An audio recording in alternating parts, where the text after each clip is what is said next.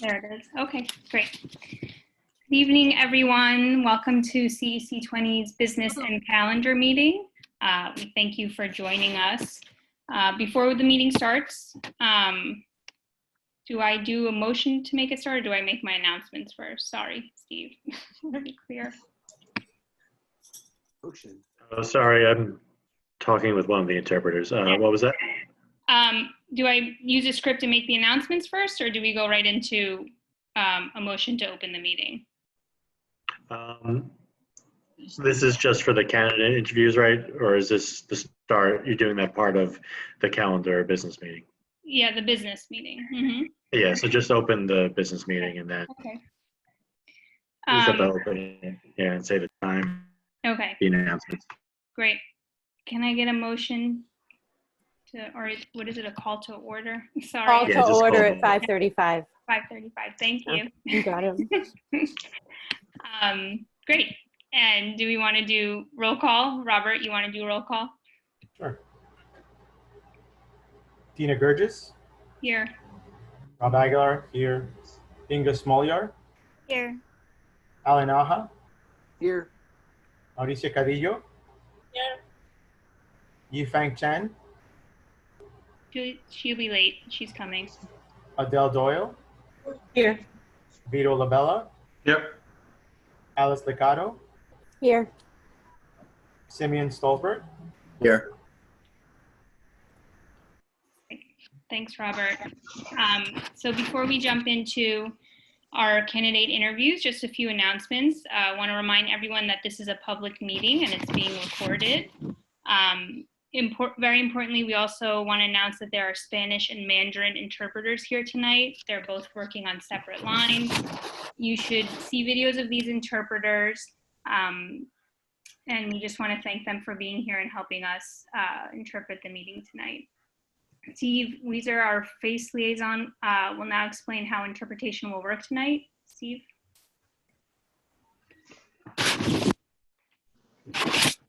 Okay.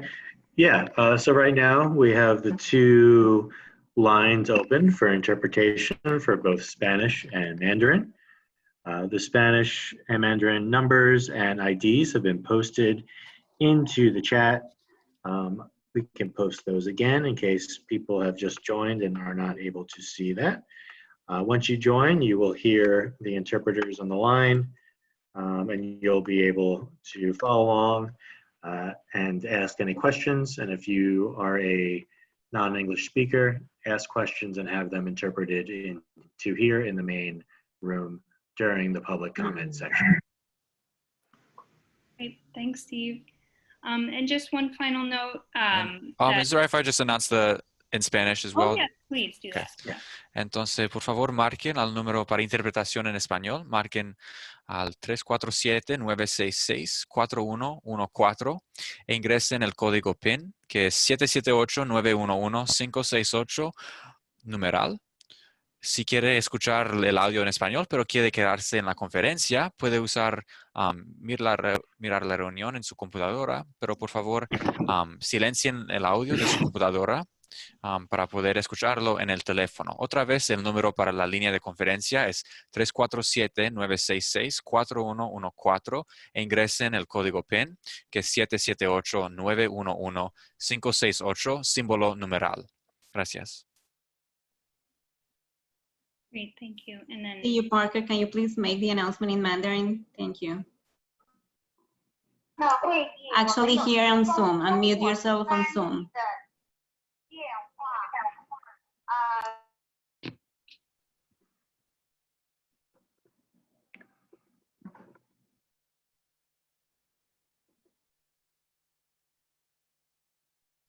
Thank you.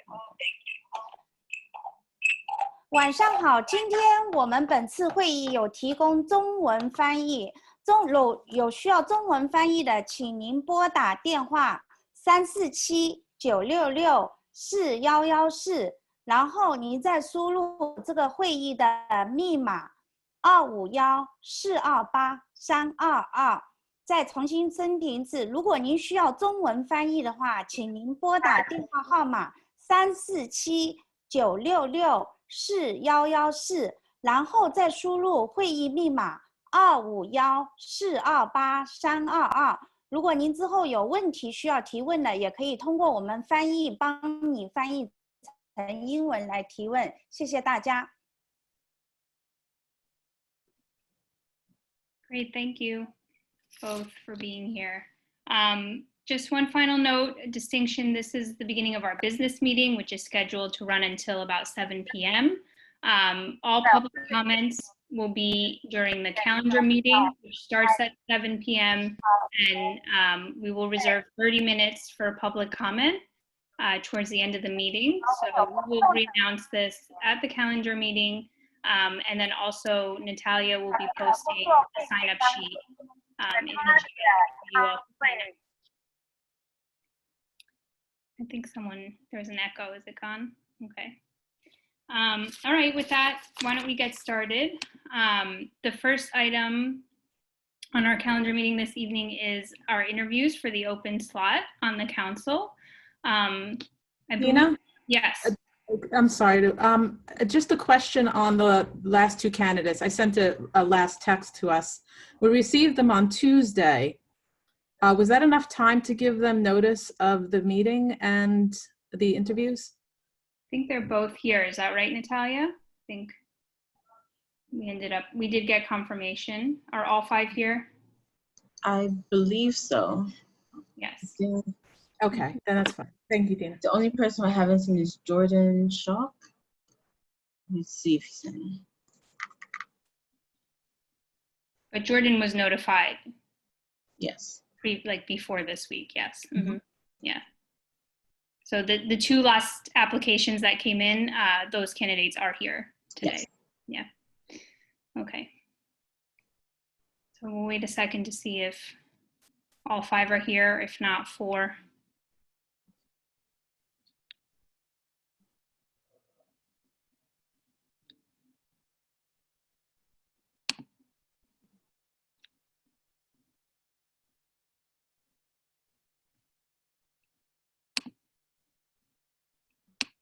No?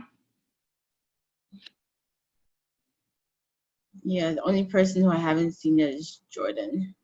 Okay, well, keep an eye out, please, on the waiting room to make sure. There are a couple of phone numbers here, so it could be a call-in, right? Right. Yeah. And maybe you want to just send a note out in the meantime to see if Jordan is actually joining. Unless anyone has an objection, do we want to get started? Okay. Great. So how this will work is we have 4 candidates here. We will provide 2 minutes for introduction for each candidate. And Natalia, if you don't mind being the timer for us tonight. And then we will have 3 questions posed to each of the candidates, and we will provide you 3 minutes each to answer the question. And we will rotate order of answering questions just so everyone starts in the middle and at the end at any given time. So without any further ado, why don't we get started? I'm going to pull up the questions. But before that, why don't we have you all give a 2-minute introduction? So maybe we can start with, trying to see who's on my screen here. Stephen, are you here? Are you able to unmute yourself? Yes. Can you hear me? Yes. Mm-hmm. Should I just go ahead? Yeah, Natalia, you ready for the timer? Yes. Okay, great. Go ahead, Stephen. Sure. My family and I moved to District 20 in 2019. We were attracted to the area because of, among other reasons, the school system. I have a son entering 6th grade at McKinley. I think I'm a strong candidate for the CEC for 3 reasons. 1, I have a lifelong interest in understanding, I'll call it social issues, public policy, as well as foreign cultures, international cultures. I have a lot of travel history, some overseas work experience, which I think would be valuable. I've had multiple education-related and nonprofit type volunteer roles over my lifetime. And then my third sort of key reason is I think I bring an analytical problem-solving approach to really everything I do, my job, my sort of life, and I would bring the same approach to the CEC. I don't want to take too much time, but is that a good enough introduction for now, Dina? Yeah, that's great. Thank you. Okay. Great. And I see Tamara. Do you want to go ahead and introduce yourself? Hello, everybody. Good night. My name is Tamara Stern. I have 3 kids in District 20, 2 in high school, 1 at McKinley. I've been PTA president at 102 for 6 years. I've been PTA president at McKinley going on 2, but I've been part of their PTA for basically the 6 years I've been there. I'm actually a parent volunteer. I'm on both SLTs. I'm very active in my community because I feel as a parent and part of the community that we all should be able to help each other. And I just want to help everybody in my community as much as possible because, you know, that's what makes a community a community. I'm a learning leader. I've been a learning leader for, I believe, 7 or 8 years. I'm also part of a company called New York Edge. I worked in an after school. I teach crochet classes. I teach adults and children how to crochet. I also sell my work around the neighborhood. And I guess that's it. I love my neighborhood. So there you go. Great. Thank you, Tamara. I think I saw Heidi here. Heidi, do you want to go ahead and introduce yourself?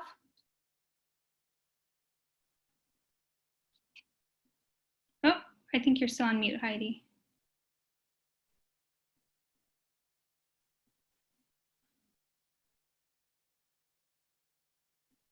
Natalia, she's unable to unmute herself, yes?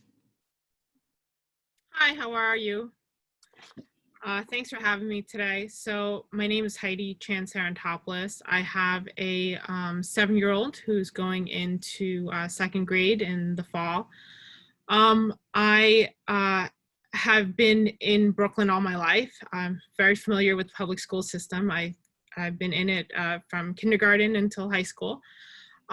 I am very passionate about my daughter's education, not just for her, but her whole class. I'm very involved with all the parents in her class. I unfortunately don't have much PTA experience, but I recently have volunteered at my daughter's Greek school. So I've had some experience now. Since the last time we've spoken, I have some experience with board of directors and dealing with different opinions and what people, trying to communicate with each other and trying to do what's best for the kids. Great, thank you, Heidi.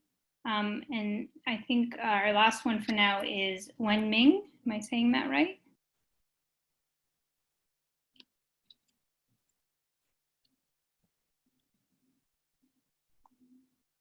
Is that you, Angie? Are you Angie? Yes. Okay. Natalia, can you make her a co-host so she can speak? Okay. Great. So, hi, how are you? Definitely, I'm not very good at English. Later on, if I need to translate, I will tell you. So I can just simply just introduce myself. My name is Wen Ming Chen, and I have experience for the PTA and the SLT. Yes. And my kids, I do have 2 kids. One of it is a 7th grade, and the second is 3rd grade and in 4.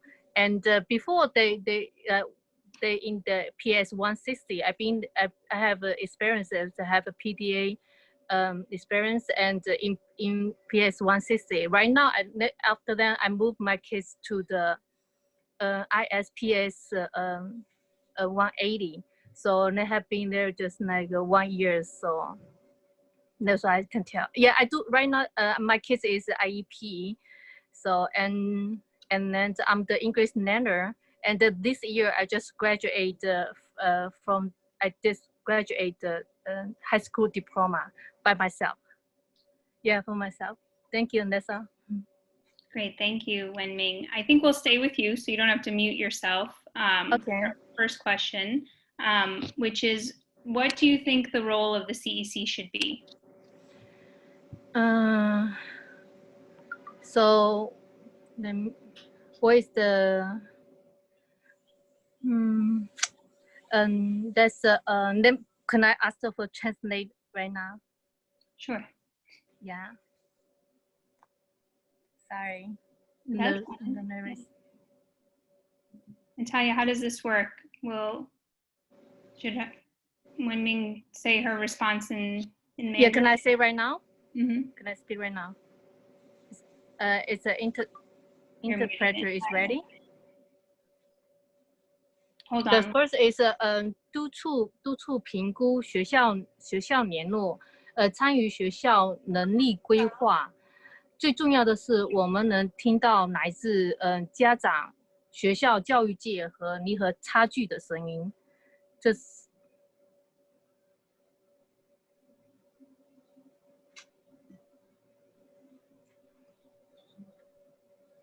When the translator is able to translate?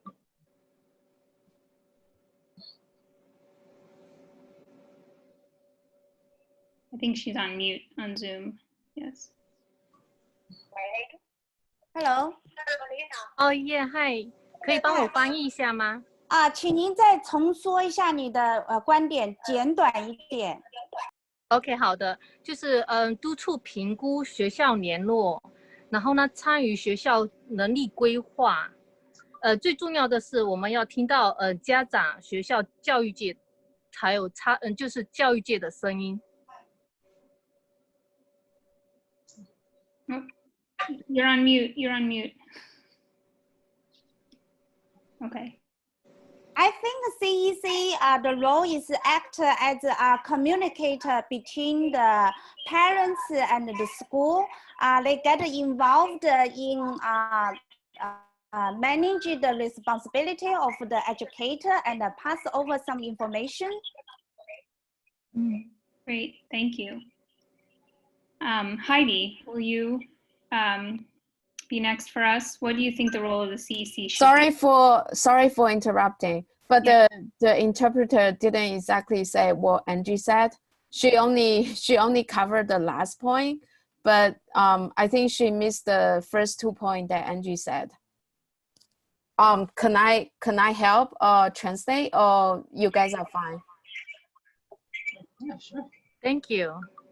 Yeah, 那个督促评估学校联络，参与学校能力规划。等你慢一点啊。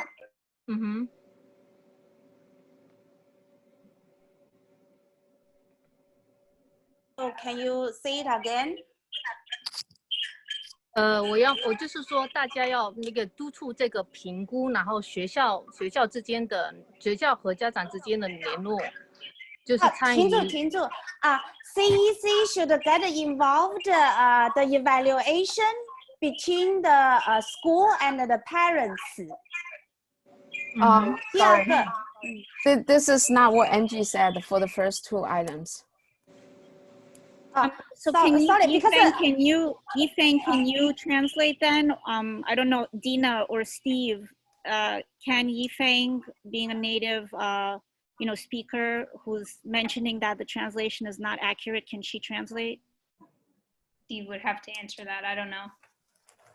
Steve, can you please opine?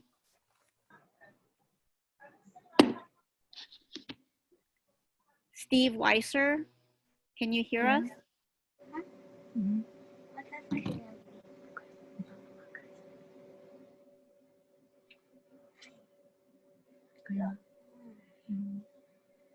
Okay, I think for the sake of time, Yifeng, if there's a portion that was not translated correctly, maybe. Oh, Steve can't unmute Natalia. That's what he's saying.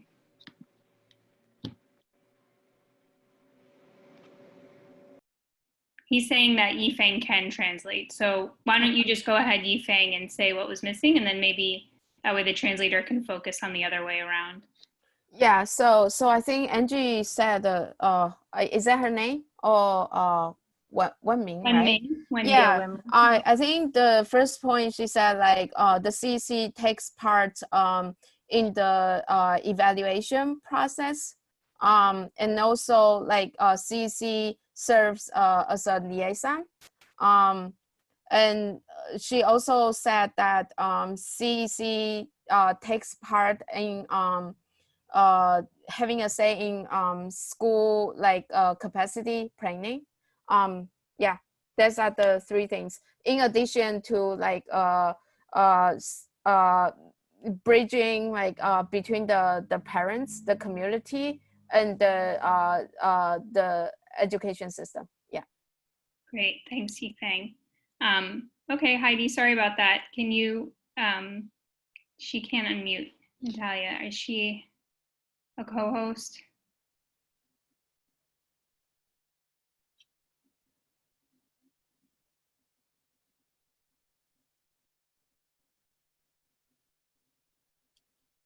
Thank you. So yeah, after the first interview that I did, Tamara had brought up some great points that I never considered, especially with the IEP kids.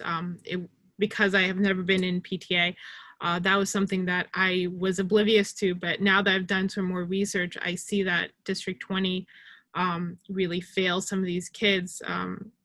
But in general, what should the role of CEC be? And I think that it's to first get a feel for what the community needs, because some communities are different than others. So number one, to see what the community needs and to address the concerns of not just a couple of kids, but like overall what we could do to get everyone, at least for the kids, to the point where it's the education system's meeting their needs, you know? And I know there's a lot of concerns with parents and their special interests, and I get it. Everybody, is really concerned about their own kids. But overall, especially with COVID and remote learning, I think it's maybe to help bridge that gap, especially with parents and what their expectations are and on their needs and what the school system can actually provide, you know? Great, thank you, Heidi. Tamara, are you ready to go next? What should the role of CEC be? Yeah. Thanks, Heidi, for saying that. I think. But you opened that for sure.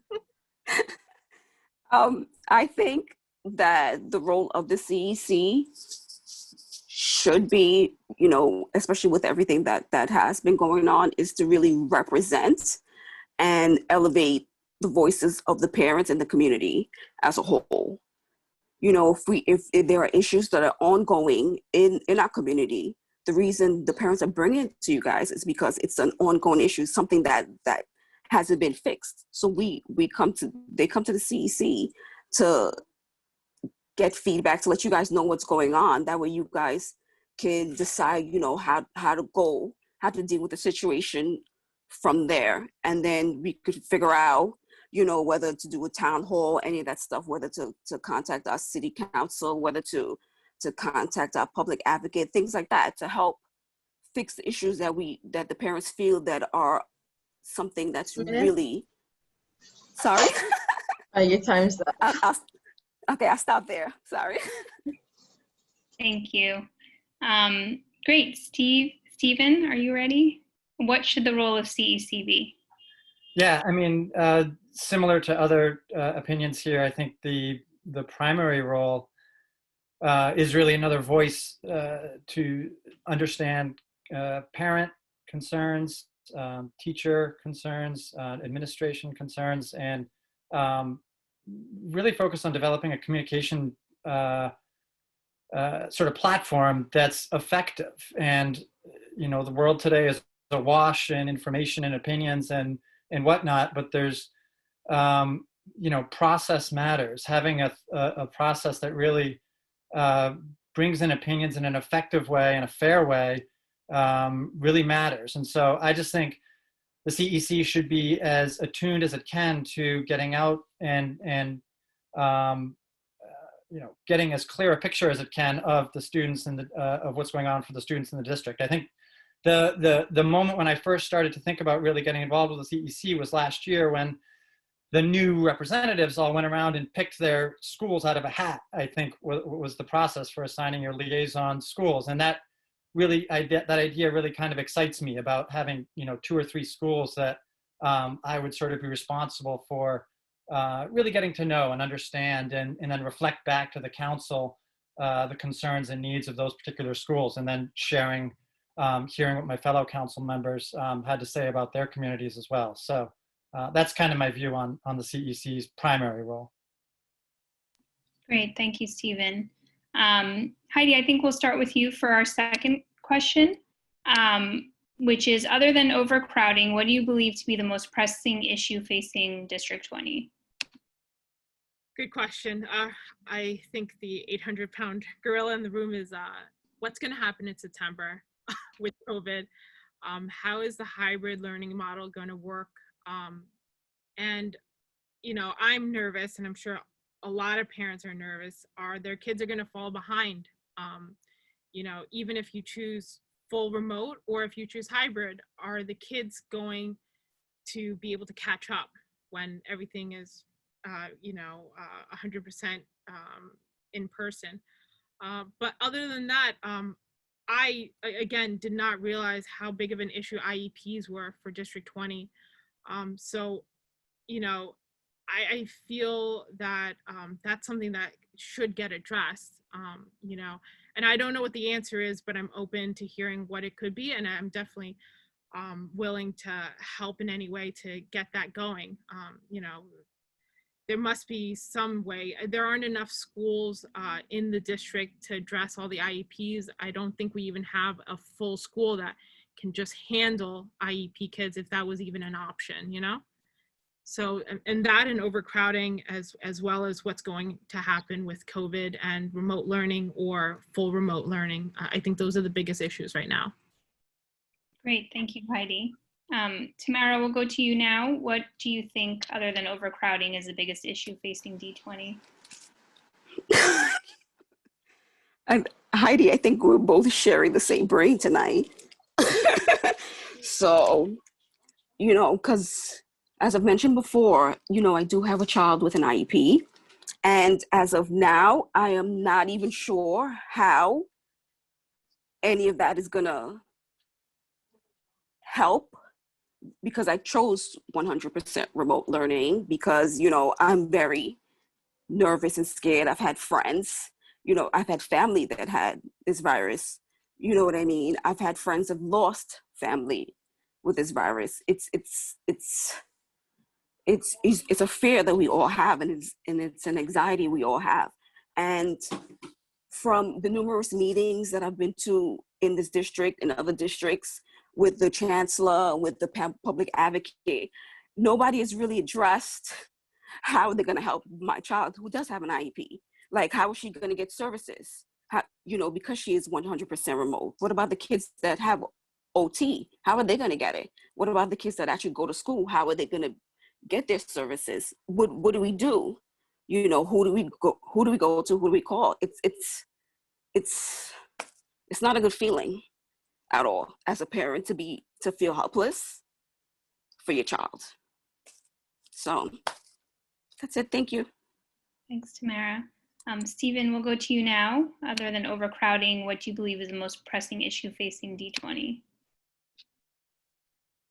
Yeah, I think the issue most pressing has to be the reopening, the status of, reopening on September 10th in theory, and what does that mean? And just like I think Heidi said, I don't claim to have all the answers on that. I think the CEC's best role in the particular situation that we're in is,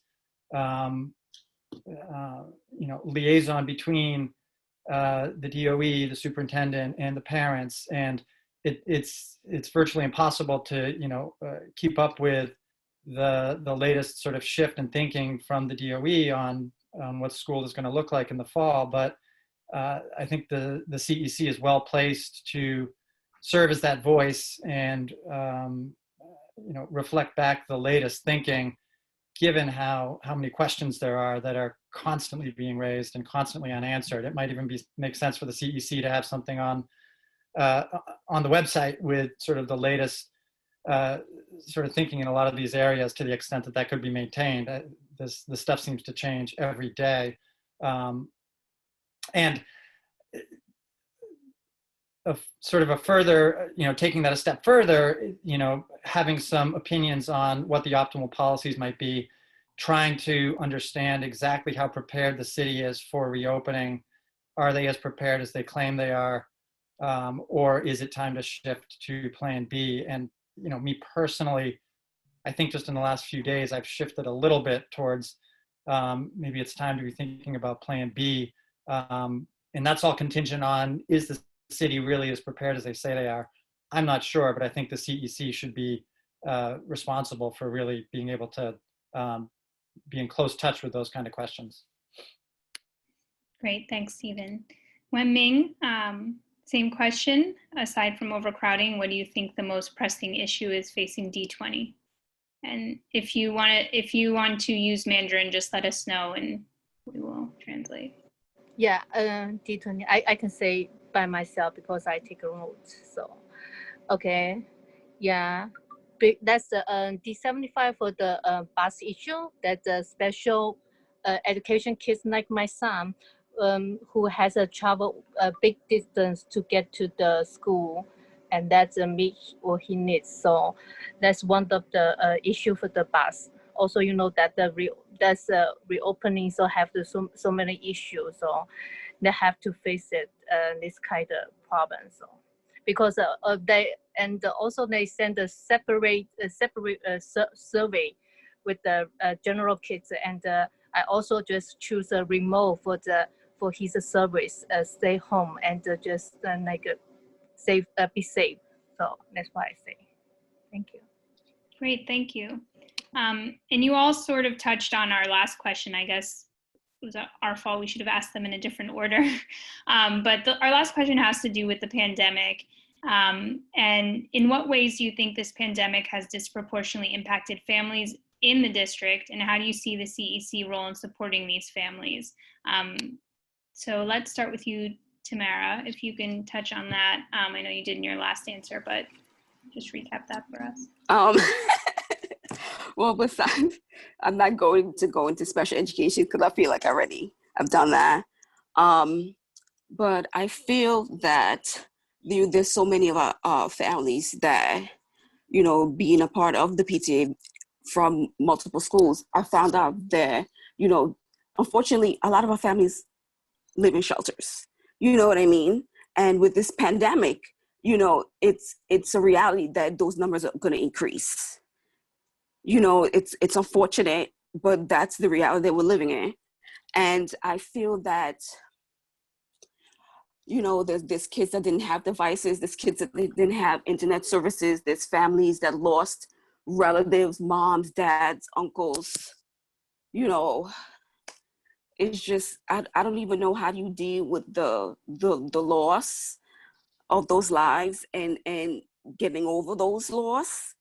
But I feel like some of the things the CEC could have done, we could have done maybe clothing drives, we could have done food donations, maybe can drives, maybe actually contact a city councilman, a public advocate, get them to do like maybe a community initiative to help those families besides the deal we have in the different schools open for breakfast and lunch and everything like that. Maybe we could have got together with businesses, and say for every 10 families that order food, we would be able to give like a free meal to a family in need. There's like a whole bunch of different things that we could have done, not to say that we can't do them now going forward, because apparently this pandemic isn't really going anywhere, so we just have to learn to adapt and, come together as a community to help each other because, that's the only, it takes a village to raise us all, you know what I mean? So, and that's just some of the things I thought we could have done. So thank you. Great, thanks, Tamara. Stephen, we'll go to you now. in what ways do you think this pandemic has disproportionately impacted families in the district, and how do you see CEC's role in supporting these families?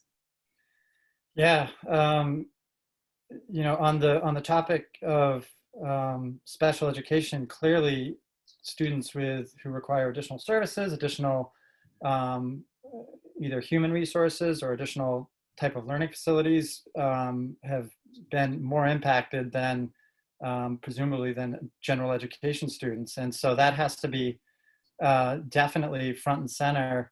I think the concept, I have an older sister who's a special education administrator in Boston, and she's, you know, described this concept to me of least restrictive environment is kind of the guiding principle for you know, educating students with special needs. And everything about the pandemic becomes more restrictive in terms of how you can relate to students.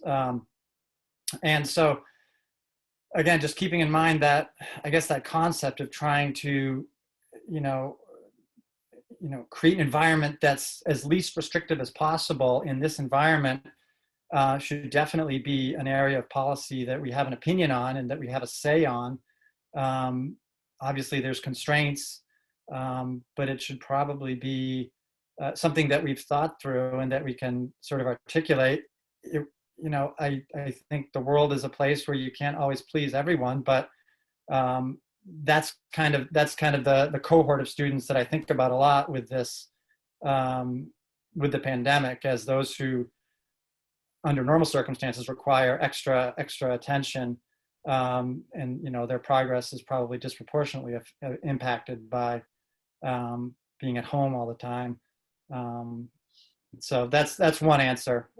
There's obviously other ones, but I'll pause there for now. Great, thanks, Stephen. Wenming, over to you.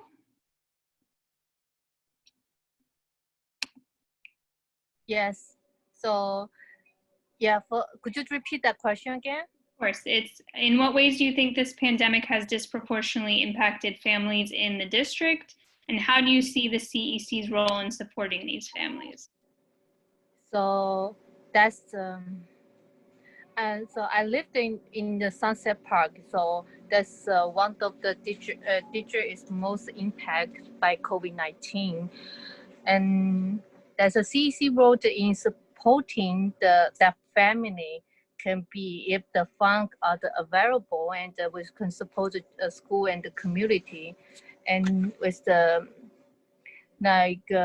just like a mask and gloves and some supplies. So also working with the DOE have to support the family in the front of the in the front of night with the extending children care if the possible they need. So that's most important for the children care as well. Mm-hmm. Great, thank you. And Heidi, again, in what ways do you think this pandemic has disproportionately impacted families, and how do you see CEC's role in supporting these families? Well, I think the pandemic is going to affect the whole generation of kids, all of our kids. You know, it's affecting every single kid, kindergarten through high school. You know, it's disrupting their schooling. And I think that for some parents, they've got the resources to kind of just get through it. They're going to get their kids tutoring.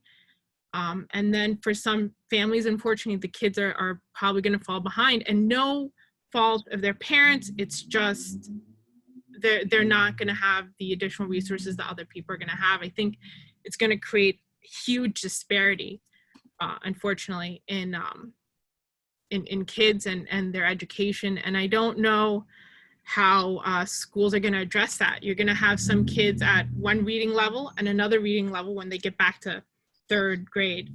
And that's just for the early kids.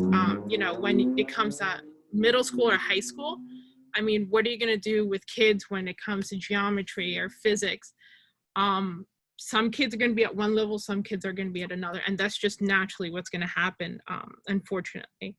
And then special ed kids also, and the IEP kids, I don't know if they're going to have the resource to even help bridge that gap once everything returns to normal. So this whole generation there's going to be lasting impacts.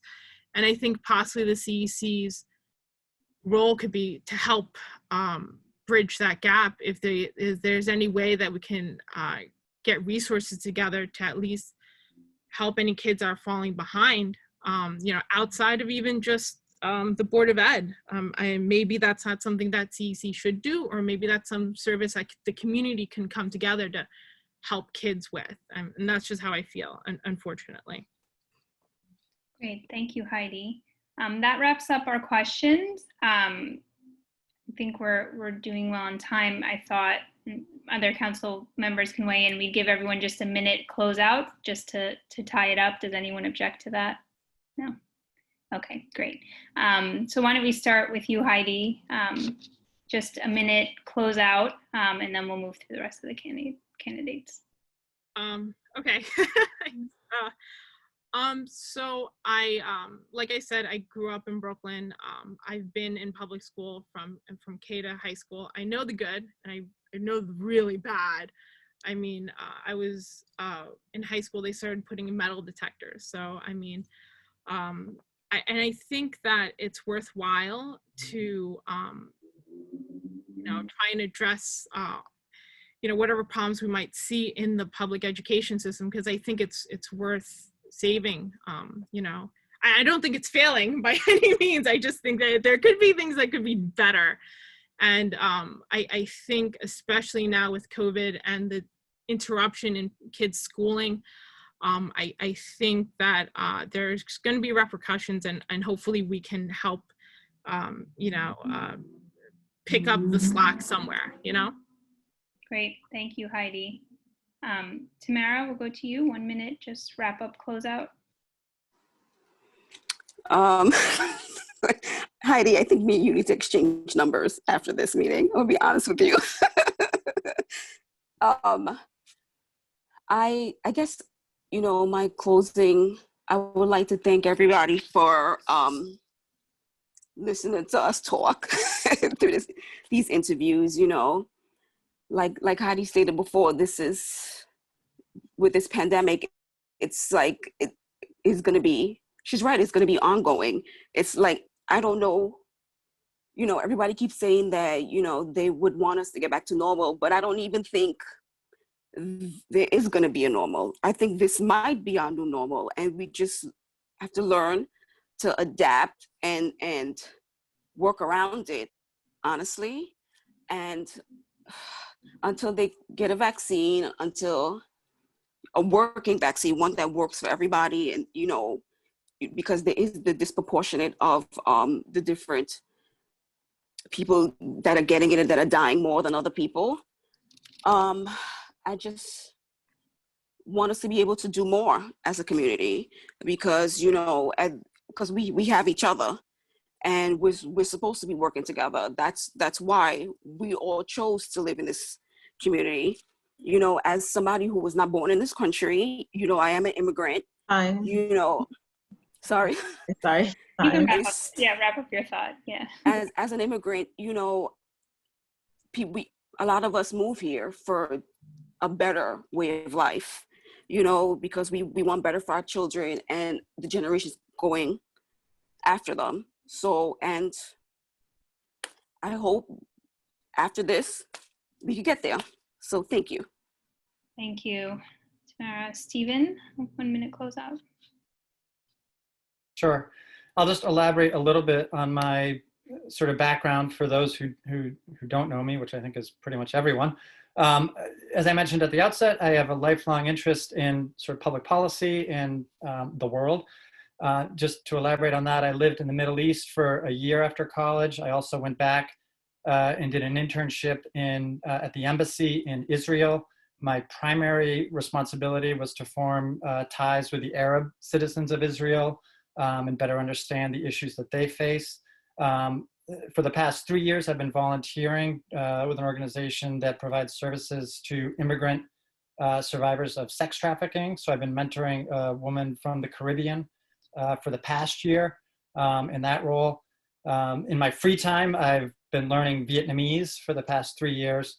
So that's kind of encapsulates sort of who I am and sort of my interests. As I mentioned, I don't have any direct formal educational experience. I've done a number of things over my lifetime, including serving as a high school coach, a camp counselor. I was on the preschool auction committee. I was a treasurer and board member of my running club here in Brooklyn. Is that my time up? Yes. Yeah. Okay. It would be an honor to serve as a member of the CEC. Thank you. Thanks, Stephen. And Wenming, if you want to close us out. Hi, yes, definitely from the beginning of my kids went to the elementary school, and they went to the elementary school. So I just would like to learn, because for many years I have been a housewife, and I want to learn what is the system of the CECO. And then and after my kids went to the school, so I just nominate myself to the PDA president. So I went to the assistant, and then I consult so many that's immigrants like me. So we try to learning more stuff, and especially my kids have an IEP. So and this years I just try to keep the learn and many different thing and different rule, and I can just keep studying. So I want to hear more parents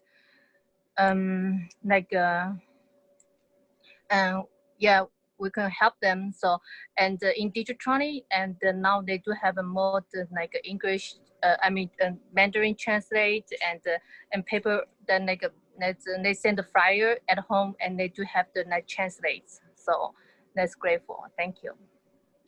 Thanks so much, Wenming, and thank you to all our candidates for being here and answering our questions. We're going to continue moving forward with our agenda. In case you are wondering, we will be moving to executive session as a council to deliberate over the interviews, and then we will come back, finish the business meeting agenda items, and move toward our calendar meeting at 7. So with that said, Natalia, are you able to put us in a breakout room? Yes. You got a I was trying motion. to pull up the Spanish number. Someone in the chat room is asking the Spanish line. Okay, Steve, you were about to say something. You just have to make a motion to go into executive session, and for what reason? And invite anyone you want in with you. Okay, can I get a motion to go into executive session to deliberate? Motion to go into executive session, discuss Second. candidates. Third. Great. And we'll have council members and Steve? Or did we not have Steve? I don't know.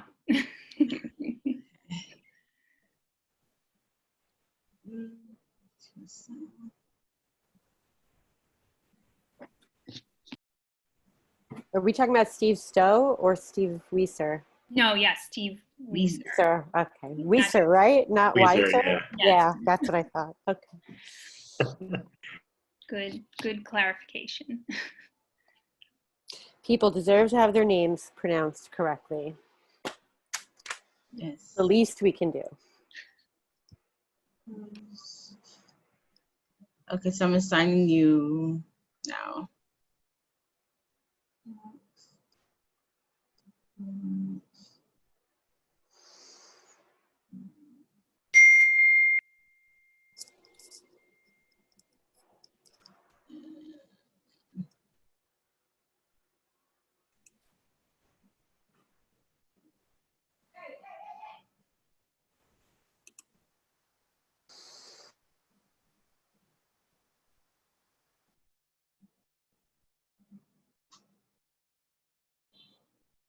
Okay. I need to put into the breakout.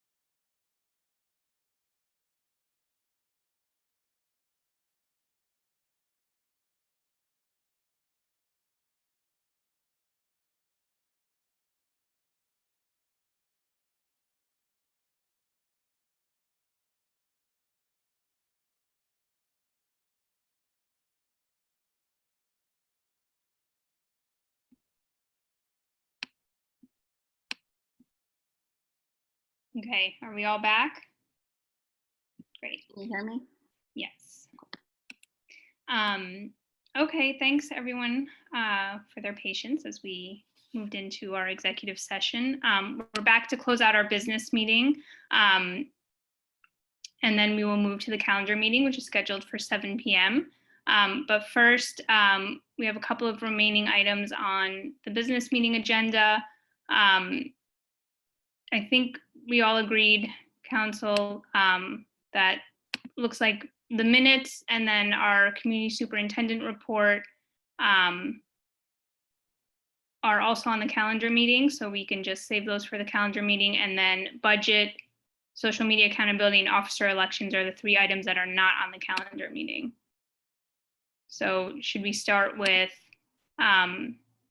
budget and then move to the accountability and elections?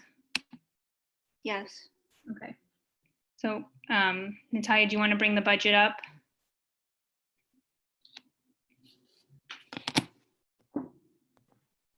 Okay, so this is what the lines I came up with.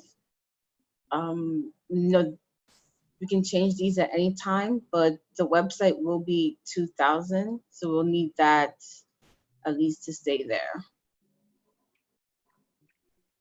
And I just want to confirm at any time if we want to change the allocation, we could just vote at a meeting to do that, correct?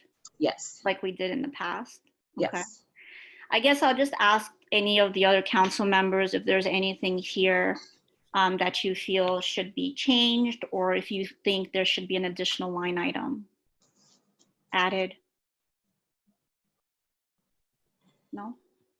Okay. I'm muted. I'm right there. Sorry, Inga? Yes. Do we have to consider Zoom payments now? Or should website be more general, technologically oriented? Or do we want to put something more in technology since we're online for the foreseeable future? Are we paying for Zoom out of our budget though? I thought that was No, that's the DOE. That's a DOE. So there's Yeah. nothing we need to accommodate anything, online translation services, anything like that, can we pay for something that would help us translate documents more quickly? Like if we find the program, I have to ask the grants officer. I guess we could always move money if we need to. I'm just thinking future forward, whether or not, we have to consider these types of things that might be able to help us do our jobs better. Yeah, it seems like we can always change the line items at a meeting. What is instructional supplies? Instructional supplies, that's just regular paper, pens, hand sanitizer, tissues. Okay, so it's not instructional supplies, it's supplies. I don't know why, but that's what the line is named. So, okay. Yeah. Okay, so if there are no further questions or. I have a question. Okay, sure. Okay, I have 2 questions. Isn't there a deadline of when we can make changes sometime in March? I remember that. Natalia, can you I just want to be aware of it. I don't want to. It's a good We haven't been given the deadlines yet, but it won't be the same. It's like at the end of May, usually around there. Oh, okay. So we have a good amount of leeway. We have a good amount of time. The other thing I'm just thinking is that, I mean, I know we can change this later, but there's no way we're going to need $14,400 for reimbursements, I don't think, since we're not attending meetings in person or visiting schools in person or arranging for I would childcare. move that to anywhere. Sure. That's like available, I feel like. Yeah, so Alice, in the the past move that we did was for that $10,000 for the Right. shelter, Which where we wouldn't- moved it out of it. Yeah, that makes it's hard. sense. Yeah, it's hard to move it now. I mean, if you want to suggest a line item, I think we can. No. I just, as long as we have till May, I know that the office of whatever payment can be very difficult. Okay. Yeah. Natalia, can you please make Steve a co-host because he wanted to comment, but he can't unmute himself. Oh, yeah, it happened when we, let me have to stop the share. Hold on.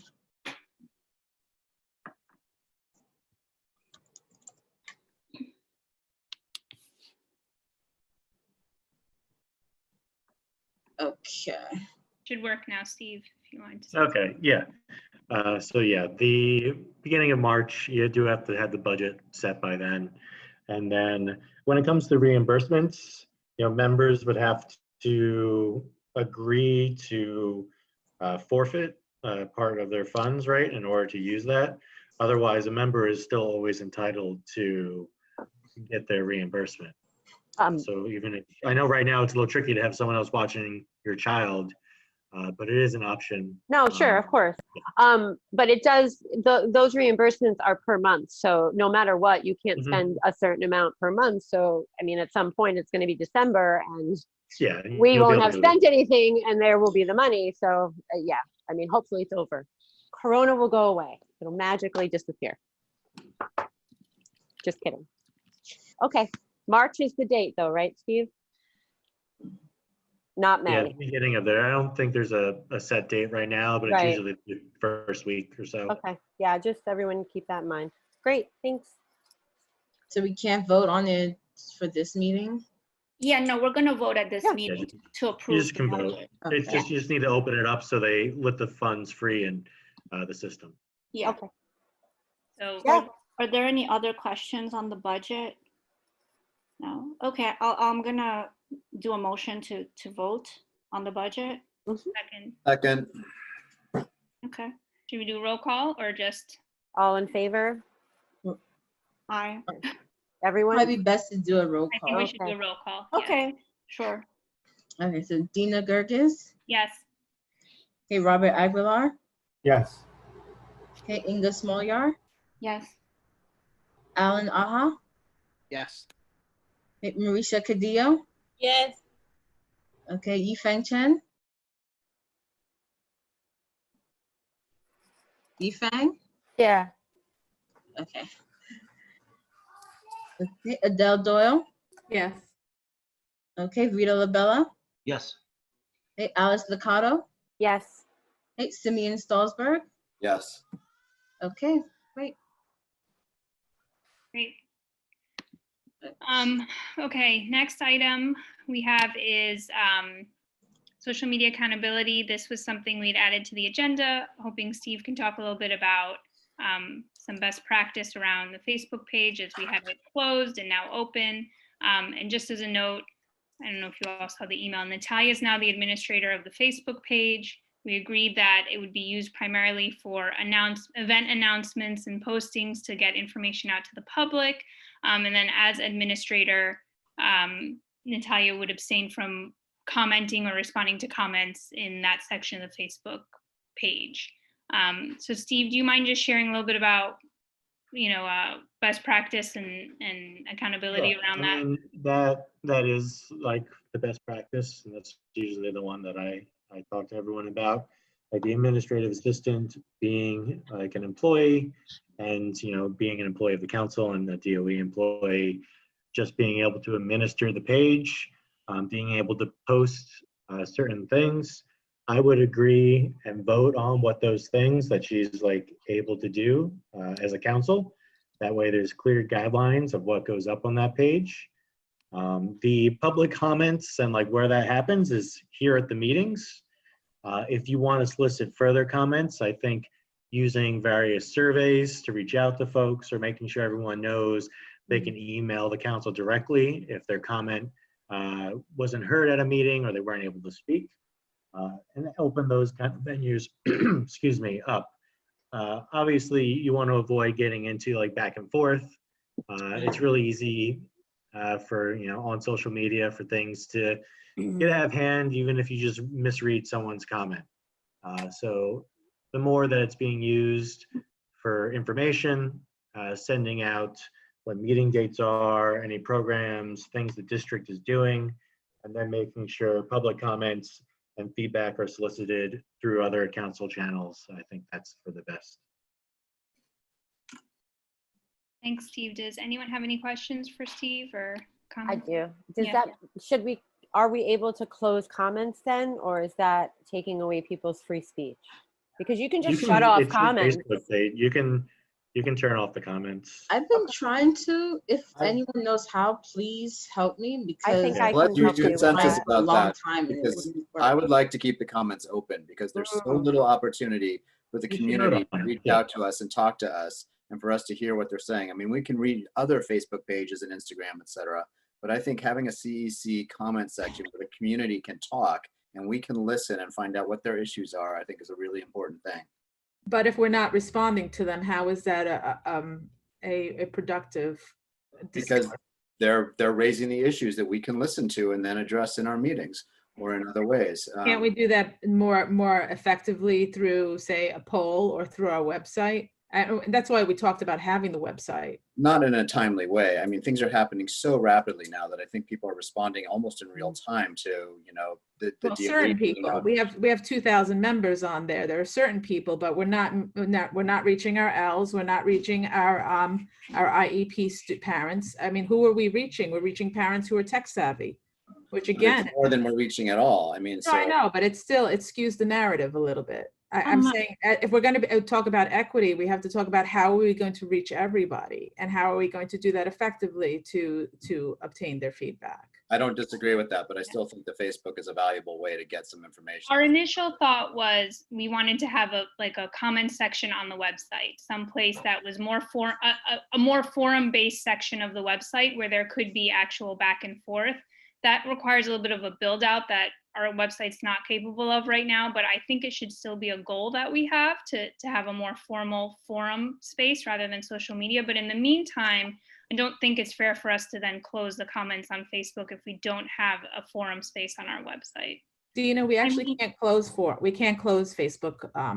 You can't close it. It does. And you have to do it for each individual post. You can Oh, absolutely. no, yeah, close but comments. But no. okay, No, so I disagree. I think you can make a decision not to close comments. I mean, you physically can't, you mean?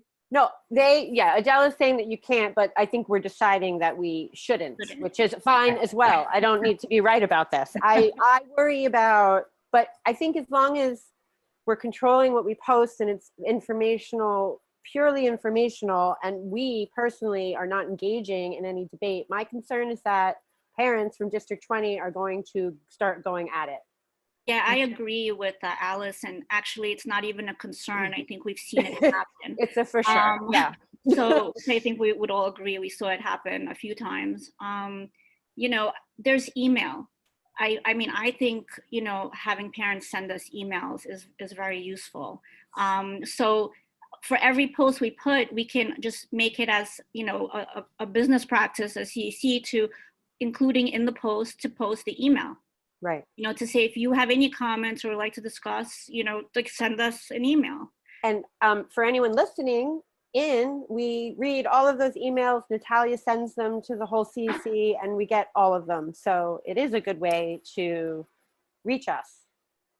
Yeah, because also for the parents watching. Yeah, and also I guess to the point of, you know, instant kind of, you know, responses, like not all of the CEC members are always on Facebook.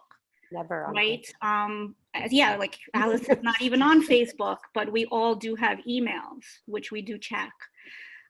So that's just another thing to consider. Okay, so let's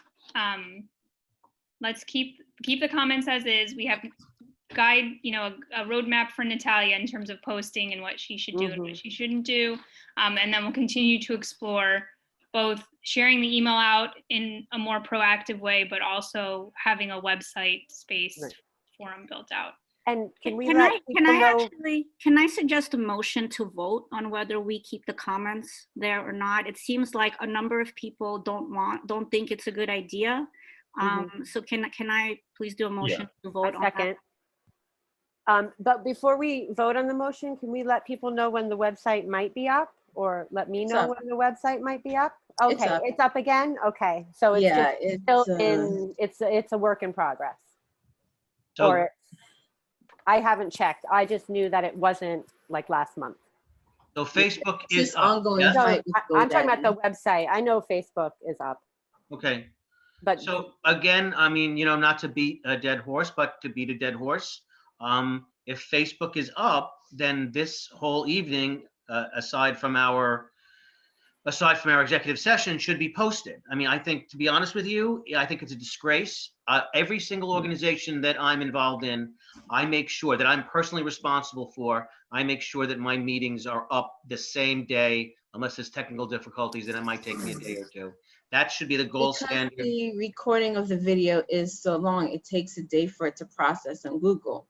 That's why it's usually up by the Friday. I have 2-hour meetings, Natalia. I have 2-hour meetings. This is a cloud recording. You should have it, boom, and it should go up. It should go up right away, but there's no website, so where is it going? Well, isn't the The website cloud is up. recording for Apple only? No.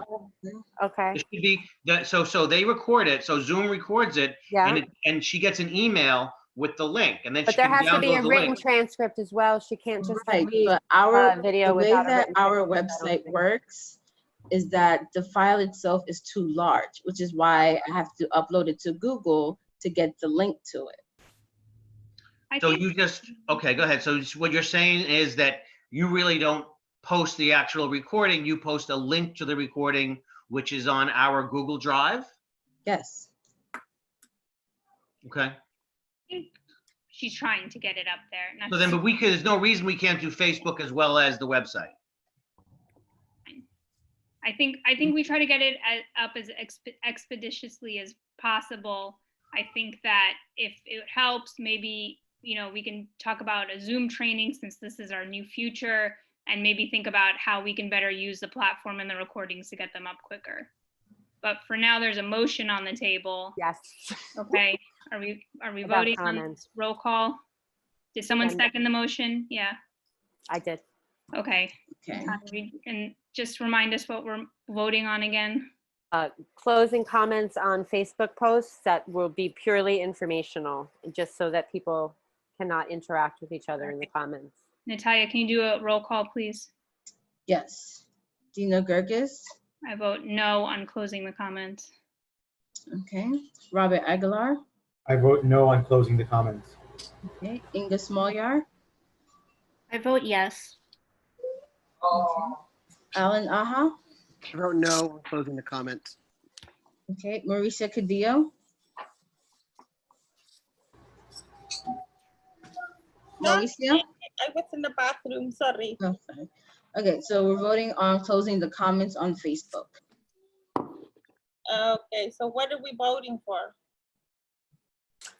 Whether or not to close the comments. No, I think people have the rights to their opinion, so don't close them. Okay. Okay, Yifeng Chen. I abstain. Okay. Adele Doyle. I abstain. I think we need to have a code of conduct waiver at the top of the page, at the very least. For Okay, Vito Labella. Yes, close comments. Okay. Alice Liccardo. Yes, close comments. Okay. Simeon Stolzberg. No. That's 5 no's, 3 yeses, and 2 abstain. Or nothing. Can I change my vote? Can I just say something? Yes. So if we vote to allow comments, I'm going to comment. I have a right to comment, and if they're going to say stuff, I'm going to comment. And that's just. We all want to change our vote You can't now. tell me that I can't comment. You can comment as an individual. You just can't Absolutely. present the CEC as. Absolutely. What's the count? What's the count? So 5 no's, 3-5. 3 yeses, and 2 abstain. Yeah, we're not going to get anywhere. All right.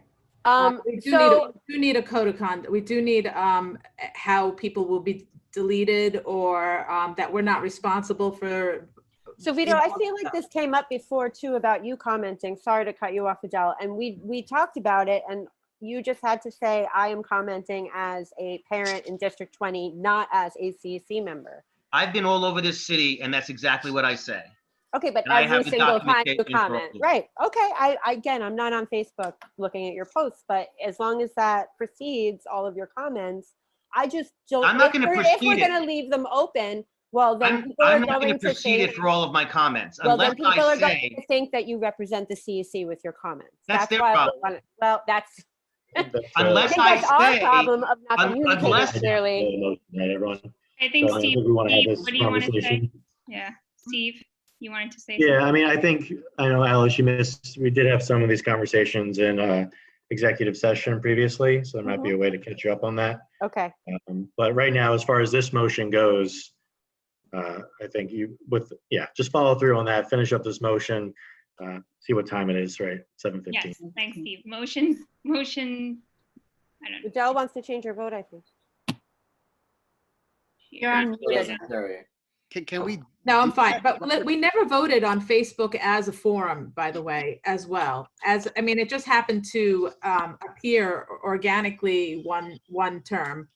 But as a council, we never voted that it was a worthwhile forum for this. And I'm okay for information, but until we agree as a council as to how, what our where we're going to have discourse, I think we need to err on the side of caution. And I just want to add, my understanding was that the only reason we opened up Facebook this time around is because the website was not functioning. And that was the only way we could get our meeting out. So if the website is functioning, I think it kind of brings us back to the original point when we took Facebook down and we said we were going to discuss it further, right? We kind of all just agreed to get our meeting out to the public that, look, it seems like that's the only way to do it now. So let's just put it back up. So I don't think we should now just all of a sudden say, oh, let's just continue with it, because this issue, was brought up before a few times and it's still an issue. Mm-hmm. So I mean, can we ask Steve, what's the best path forward on this? Yeah, I mean, the thing is, so you voted, right? It has, the comments have been open, right?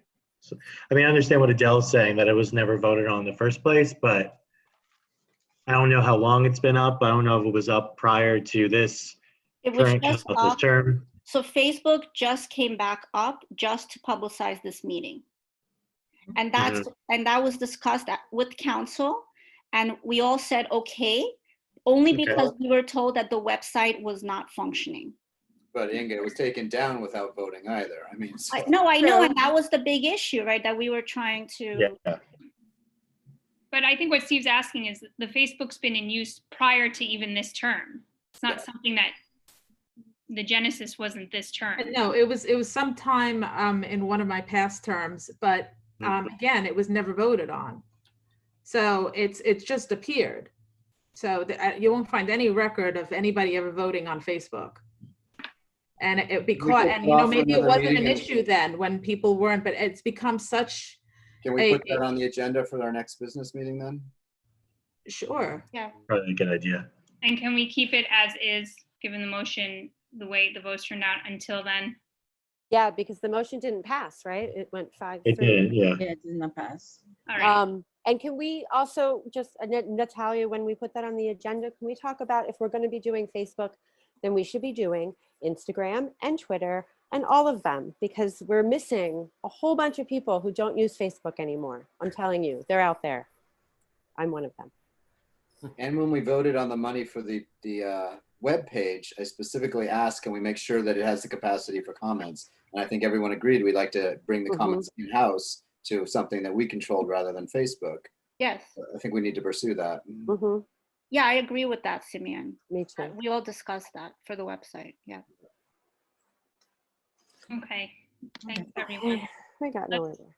Let's move on to our last item in the business meeting, which is our election of officers.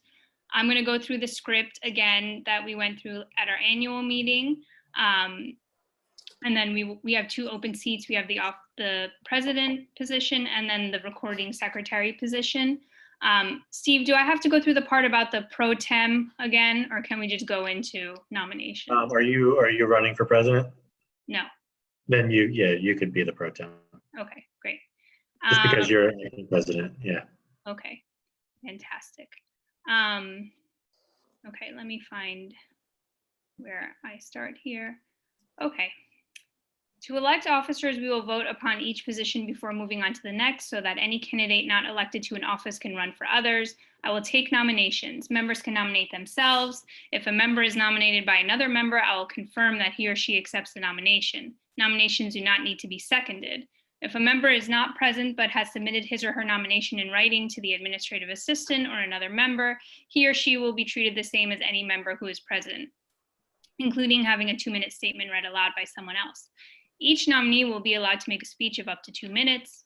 Following the candidates' presentations, we will conduct a roll call vote. All positions must be voted on, even if there is only one candidate. Where there are 2 or more candidates, each member must make a choice and vote for one or the other. Example, John Doe and Jane Smith are running for president. On the roll call, each member will vote for either John or Jane. The council must not vote first on John, then on Jane. Members may abstain from voting. If no candidate receives at least 6 votes, we will vote by show of hands on whether to do a second round or to proceed to the elections for the next office. If the position remains unfilled for over 2 or more rounds of voting, the incumbent will continue in the position. New elections for all unfilled positions must be put on the agenda of following month's calendar meetings until all the positions are filled. Is the procedure clear to all members? Great. The only question, ma'am, is that shouldn't this be at the calendar meeting then? Checked with Steve. This was okay on business. I mean, normally is at an annual meeting. This could be, you could do this business whenever. You're just trying to fill your, unless you see something specifically where it says it needs to be there. I think she just read that. It's supposed to be at a general meeting. Hold on, let me look.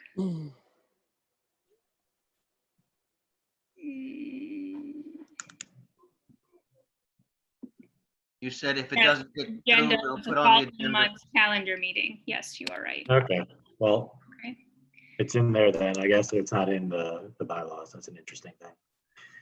Fun, okay. All right, so I'll stop right there. We'll Yeah. adjourn our business meeting and then we'll move to our calendar meeting. I wasn't trying to be a pain in the neck. I'm just trying to do it right. No, that's right.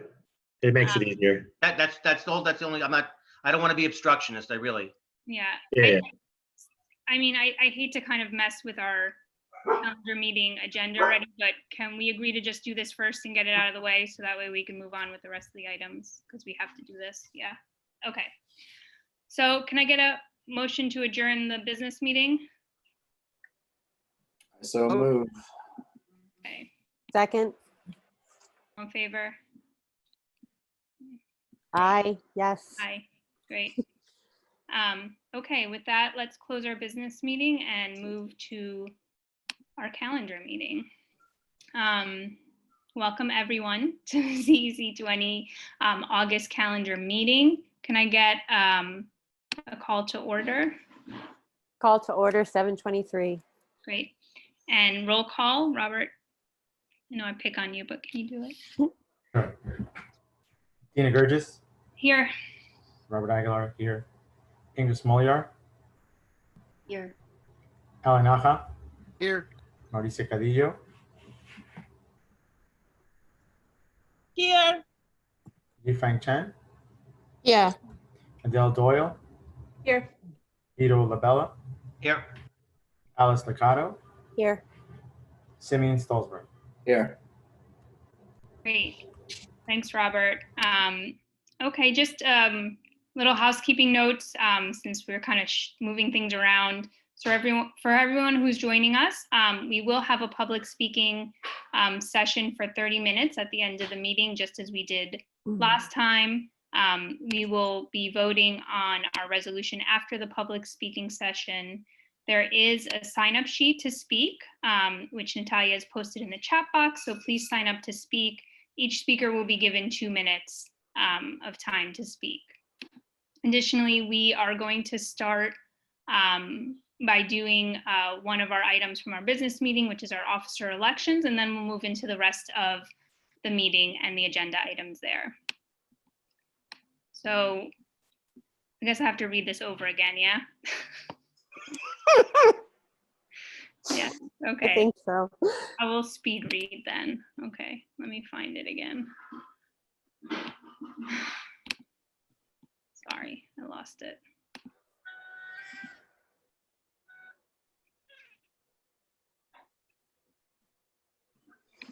Okay, I found it.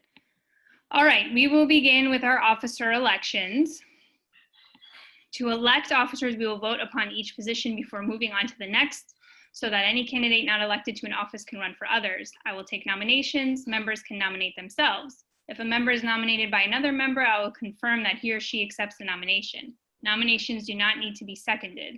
If a member is not present but has submitted his or her nomination in writing to the administrative assistant or another member, he or she will be treated the same as any member who is present, including having a 2-minute statement read aloud by someone else. Each nominee will be allowed to make a speech of up to 2 minutes. Following the candidates' presentations, we will conduct a roll call vote. All positions must be voted on even if there is only one candidate. Where there are 2 or more candidates, each member must make a choice and vote for one or the other. Example, John Doe and Jane Smith are running for president. On the roll call, each member will vote for either John or Jane. The council must not vote first on John, then on Jane. Members may abstain from voting. If no candidate receives at least 6 votes, we will vote by a show of hands on whether to do a second round or proceed to the elections for the next office. If a position remains unfilled for over 2 or more rounds of voting, the incumbent will continue in the position. New elections for all unfilled positions must be put on the agenda of the following month's calendar meetings until all the positions are filled. Is the procedure clear to all members? Great. First, we will elect the council president. Are there any nominations for the office of president?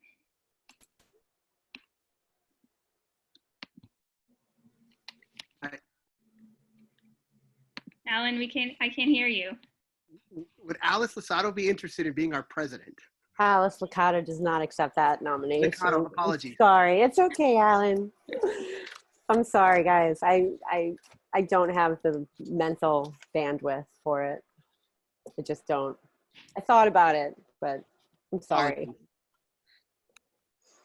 Any other nominations?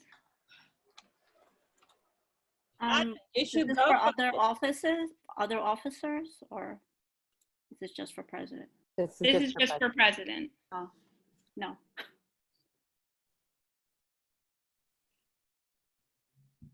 Yifeng or Mauricia, were you about to speak? Alan should go for it. I would vote for you, Alan. Chairing an underfunded department at CUNY is just too much. I wish I could, but you need someone that would give this the kind of attention that it deserves, and the parents would deserve better. So thank you. And Vito, where are you? Yeah, listen, thank you so much, but you'd you'd elect me this month, and then in 2 months you'd wind up kicking me out. So let's just At least we have somebody for 2 months. Let's just save time and not do that. Whoever wants to go, somebody has to go, right? I nominate Simeon. I don't have the bandwidth. Okie doke. I'm gonna say that's probably all the nominations we're gonna get for president and all the declining of nominations we're gonna get this month. I have a question for Stephen. Yes. Dina, President, this acting President Gurgis. I think you should stay, honestly, but I understand. Stephen, has there ever been a co-presidency? Is there precedence for that via Chancellor's regs? Just a question. I think it has happened before, but honestly, I think it could be a little messy, and you have to really word it correctly. And there's not much difference between a president and vice president if you just word what the vice president's role is. Is the vice presidency going to be open? No, because it's 2 years. So right now, Dina, right, your first VP, and Robert, your second VP, I think, right? Yeah, that's what it is. And so even in your bylaws, you can give certain powers to other positions. So if someone feels that they can do some of the work of the president, the council could vote to delegate some of those other responsibilities to the other VPs. Okay, well, maybe we need to ponder further and explore this. This is our second round of The other thing, if we do nothing, Dina just takes this on until July of next year. Is that correct? June Unless she 30th. Until someone else is voted in, yeah. Like if you're like this, she just keeps going. And then if she were to step out, then it would go to Robert. So, you know, it would be, I think maybe finding a way to delineate the responsibilities might be helpful. And if that's a conversation folks on the council want to have, I'm more than happy to help you all with that. But Dina currently can delegate some of her responsibilities to other people, so she's not dealing with this fully herself. Right. And in terms of chairing these meetings, can we rotate chairing so that doesn't always fall? There are more democratic models around the country for school boards. And I've seen some where board members take turns running the meetings, and I would not object to that if others didn't object to that. If you vote to do that, like that's more, you can do that. Like if you wanted someone to get the experience to do it, but the whole council would just have to agree. Like, you know, Well, I've 6 votes, seen other right? councils do, other people have, like I've had other presidents let other members do it so they can get the experience. What about superintendent meetings and stuff, Steve? Would that still, would that be able to be shared? You know, because it's not just Yeah. I'm not just talking about the evaluation, but there's a lot of closed door Yeah, stuff. I mean, I think that's where like, if you, I think your bylaws are a little different than everyone else's, and under the responsibilities for each position, it does say the council can decide to, I'm paraphrasing here, but to give whatever, to delineate whatever powers to different officers. So if that was one you wanted to give to someone else, you would just have to vote on it. Okay. Yeah. But I think if that's a conversation we all like wanted to have, I think we could and try to kind of hash it out. Because yeah, I understand it is a lot, right? To be president of the CEC, there are a lot of meetings, there are a lot of emails. So if there's a way to spread it out even a little bit, maybe it makes it easier to do. Okay, thank you. Okay, so I'm going to go back to the script, but I think we are all leaning toward discussing further. Okay, nominations for the office of president are now closed. Since we have no nominations, we will move on to the next open position, which is recording secretary. So are there any nominations for the office of recording secretary? I would like to nominate Alice Liccato for that. She will do a fabulous job. She accepts. Oh, Yay, yay, okay. We need something going on. And I can help you, Dina, and talk more in meetings. You know I don't mind talking. So. Yeah, great. Maybe the Great first having you unanimous back. vote this year. What's that? I know, you're not. Yeah. Oh, well, we didn't vote yet. We got to do a roll call. Yeah. Clapping doesn't count. Sorry. Okay, are there any other nominations? I have to ask. Okay, great. So nominations for recording secretary are now closed. I will call on each candidate to make a statement of up to 2 minutes if they wish. And after the candidates have spoken, we will proceed to a roll call vote. Alice, would you like to make a comment? Sure, I've done this before. I did it when Natalia was not with us yet. I can do this job. That's my statement. Great. So let's do a roll call vote. Natalia, will you call our names out? Oh, you're muted.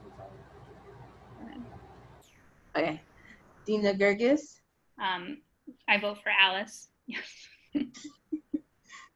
Okay, Robert Aguilar. I vote for Alice. So Inga Smolyar. Alice. Woohoo! Alan Aha. Alice. Mauricia Cadillo. Okay, Yifeng Chen. Yeah. Okay. Hey, Adele Doyle. Alice. Vito Labella. Alice. Simeon Salzberg. Yes. Yay. Unanimous. Yay. Congratulations, Alice. You have been Thank you. elected. I feel so validated. Thank you so Everybody's much. favored the moment. Consensus. In full agreement, yes. Yay. Okay. Okay. Okay. I think, I don't know if there's anything else I have to say.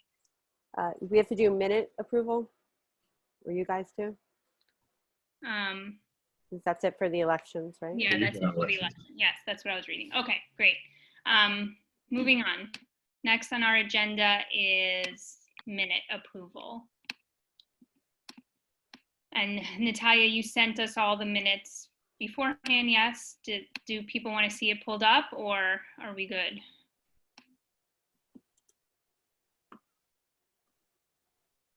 I'm going to take that as a no. No one responded. Okay, so first we have our May calendar meeting minutes. What do we do? Do we do a roll call or do a motion for approval, or do we look at all of them and then I just do a motion for all three, or a motion for each one? Vote. All three. All three. Okay. So can I get a motion to approve the May calendar meeting, June parent town hall, and July calendar meeting minutes? So moved. Someone has to second. Second. Okay, Natalia, we do a roll call vote? You're on mute, Natalia. Thank you. Dina Gergis. Yes. Okay. Robert Aguilar. Yes. Inga Smolyar. Yeah. Alan Aha. Yep. Mauricia Cadillo. Yes. Yifeng Chen. Yeah.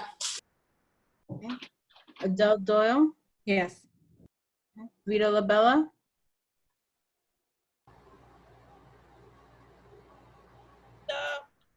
Vito. Yes. Alice Ducato. Abstain. I was not at the meetings. Okay. Simeon Stolzberg. Yes. Okay. That is 9 yeses, 1 abstain. Thanks, Natalia. Okay, we next on our agenda, and thank you for your patience, we have the report of our superintendent. Before that, I think we just wanted to take a moment to note that Superintendent Costantino is retiring at the end of the month, and just thank her for her service. Adele, do you want to kick us off? Yeah. Sure. Is the superintendent here? I don't think she is. Is she? No, I don't think she is. I didn't see her name on the list. Yeah. Did you let Dr. O'Brien in? Is he here? Yes, I'm here. Hi, Good Dr. evening. O'Brien. Hi. I guess the superintendent won't be able to join us tonight. No, I have a letter here from her that I'd like to share with the community. Dina, is it okay if she does that? He does that first, and then I Yeah, can... of course. Yeah. Mhm. All right, great. Good evening, ladies and gentlemen. How are you? I'm Dr. Joseph O'Brien. I'm the Deputy Community Superintendent. And at this time, I'd like to read a letter from our Community Superintendent, Ms. Costantino. Dear colleagues and friends, as I reflect upon my personal journey, I want to take this moment to thank you for being part of a most rewarding career in the Department of Education. I have cherished the wonderful friendships I have made as a teacher, assistant principal, and finally as your superintendent for the last 13 years in District 20. Serving the dedicated professionals, hardworking students, and wonderful families has been a privilege, particularly since I grew up in District 20, attended elementary, middle, and high school here. Supporting the work of outstanding administrators and staff who are passionately committed to performing the best learning opportunities for all of our students, continually inspiring them and preparing them for a bright and successful future. It has been an honor. We've been able to accomplish this with a talented, supported, and skilled district team. I know that they will continue their commitment and dedication to the schools in nurturing environments where all students are motivated to succeed. As I approach my retirement date of August 31st, I know my career has been enriched by your support, friendship, and our shared aim to make a meaningful and lasting difference in children's lives. I wish you all the best and continued success in your personal and professional endeavors. I will think of the district often, with fond memories, as I begin this next chapter in my life. She closes with a quote by Emily Dickinson.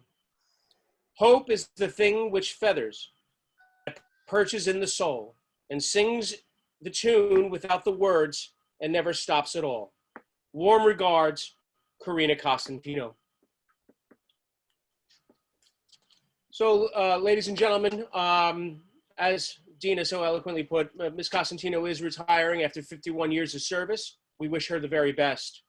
In the interim, I will be working with the CEC and the rest of the district until a new superintendent is found.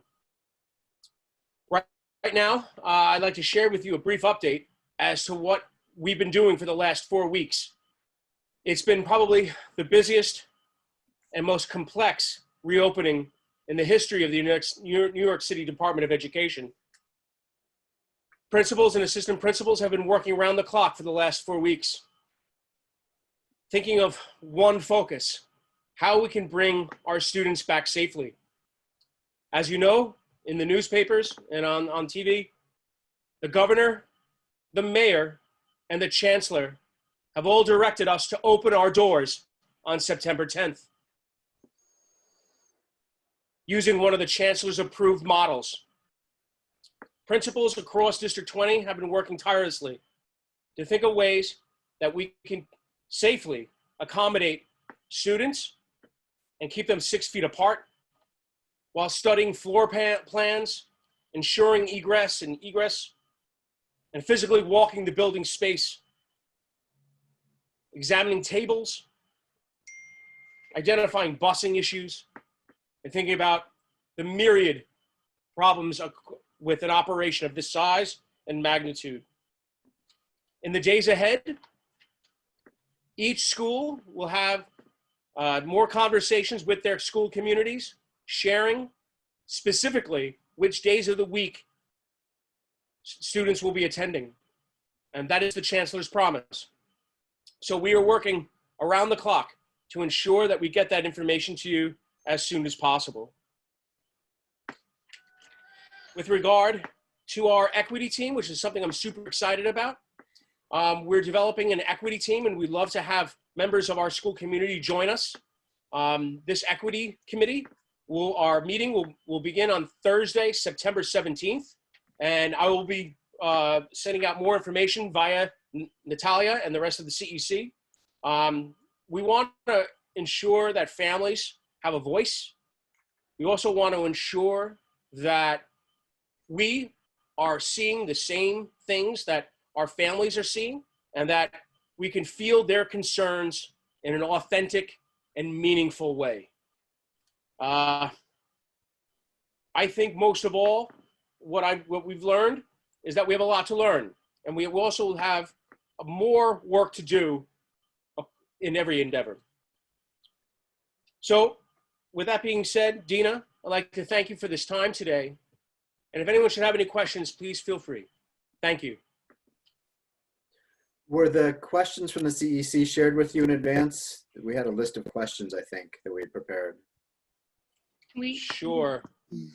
I don't have them in front of me. Would you like to read them to me? I don't have them up here. I think a couple of them had to do with timelines and when can parents expect to know when what day their kids will be in school, and will they be able to find out other students who are going to be in the same day so they can try to coordinate childcare and learning pods? So that is the chancellor's promise, and we're working on that as we speak, Simeon, to ensure that families have that key information in an imminent fashion. Right now, there are simply too many variables that are unknown. Most importantly is around teachers, is how many teachers that each school has. These are questions that keep me up at night. However, as we learn more about which students and teachers are opting out and going remote full-time, that we hope will become more apparent. More information will be coming from the principals directly to share specifically that, what days of the week students will be attending and how schools are using their sibling lists to ensure that it's a seamless and effective method. Do you want me to just list off the other questions that I can remember? Sure. Dr. O'Brien, may I ask a question? Oh, there we go. Is that Mr. Labella? Hello, yes it is. How are you, Vito? I'm well, sir, thank you. Okay, so you're sharing something? Who's sharing what? Are those the questions? Oh, I see the questions here. Yeah, Natalia. Okay. So, I mean, it's up to you then. If you want to go through the questions, then we could always ask additional Certainly, questions. I'd be happy to. So it asks, I think, number one, what is the district doing to make sure remote learning is better than it was in the spring? And so I think what the district has done, which has been quite remarkable, is through our collaboration with the United Federation of Teachers, specifically the District 20 UFT, it created just a terrific website to help teachers and families navigate the world of remote learning. When we started in the spring, nary an individual truly had experience in creating breakout rooms, in creating online activities that were effective and exciting. What we hope to do this year is learn from some of our past and build that together in the future. I think we've gotten our feet wet, and you should see a tremendous increase in the amount of activity that students and teachers have together. Right now, though, we are not there yet in any shape or form. We are still dealing with the operational, really working around what does busing look like? What is entry? Who's going to be taking the students' temperatures? How are we going to have a child wear a mask for 6 hours? These are very, very real questions that we're trying to figure out on the operational level. And as soon as we complete those, I think the instructional piece will come into play. How many days will teachers have to plan and train at this time? That's unknown. When will families find out what group? I think that is imminent. As soon as we have that information, we're going to be meeting. Principals will be meeting with their staff and their school communities right away to fulfill the chancellor's promise to all school communities. I think that question 5 is a little cut off, but I think it's talking about the sibling list. All principals right now have been working with their own sibling lists. The DOE sibling list that came out, unfortunately, was little or no help. But our principals here in 20, they're an amazing group of people. They have created their own sibling lists and are working together to ensure the minimal impact on families having to jostle and take students crisscross town. And what plans have been made in case in-school instruction is infeasible and everyone has to go 100% remote learning again? Well, we are the only large municipality in the United States that's even attempting this at this time. So I'm hesitant to take a guess as to what remote learning will look like. However, knowing the teachers, the students, the assistant principals, the coaches here in District 20, I know that they will make it the best that it can be. And I'm so very proud of the work that they've done over the last 4 weeks. This has been, from an operational side, one of the most complex and difficult challenges that I've ever faced a sitting principal in the history of the New York City Department of Education. And we're working very hard, ladies and gentlemen. We hope to bring you something that's safe and meaningful. Can I ask a follow-up about live instruction? Actually, sorry, Simeon, there were other questions sent, so that was not the full list. So would you mind, Simeon, if I just ask one additional question? Okay, yeah, I was actually looking for the last question. That's fine, I'll just ask it. And yeah, thank you so much, Dr. O'Brien, for being here. I think, in our district, we also have a large percentage of parents, as in many districts, that are dealing with middle school and high school admissions. And the DOE, did many town halls with parents a few months back on this, but it's still been like radio silence. Can you give any color as to what's happening? Have any decisions been made or timing for decisions on, how how they're going to determine what metrics would be used for those families? Absolutely. I'm feeling the very same thing. My son's entering into 5th grade here in Staten Island. And, you know, there's a lot of unknowns. Really, what most concerned is, what about the state exam? What are we doing around metrics, around supporting our students? And will this be another void year? Yeah. Unfortunately, I simply don't have those answers, and they lie far beyond my pay grade, unfortunately. But I'm experiencing the very same thing in our house. You know, my wife and I recently were discussing, you know, the merits of going blended or staying home and remote. And it is a challenging task, and a decision that ultimately lies in the hands of each of our families. But I know for certain that going forward, we want to make sure that we hear from you and that we work together with you, and that if anyone has any questions or concerns, so please feel free to reach out to me. My email is jobrien17@schools.nyc.gov. I'll repeat it again. It's or I can even put it in the chat. And if folks have any certain questions that I could help out with, I'd be happy to help. Dr. O'Brien, just one question, maybe it's just logistics. Curriculum material, if we have half of a school going for full remote to keep people on the same page, how will curriculum material be distributed at the beginning of school, since we won't see you before once we launch? So again, that comes from teaching and learning at the Chancellor's office. Well, I haven't received any new updates beyond the prioritization of specific standards for the new year. Obviously, that doesn't mean to negate any of the other standards. However, they're being driven by priority around students to ensure that their social and emotional well-being are well taken care of, as well as important ways to ensure that reading and writing, the coin of the realm, do not get lost in the wayside. As soon as we learn any information, we look forward to sharing it with you. But however, I have a feeling, knowing our chancellor, he'll be sure to be either speaking with the mayor on the news or in the newspapers to share that with our families as well. So just because some parents have been asking about learning pods and such, will the learning objectives that need to be met, I guess, by semester, or would that be shared with, like, so you could say 7th grade, this is what your child should know? So I guess, Adele, to be frank and honest with you, we're not even there yet.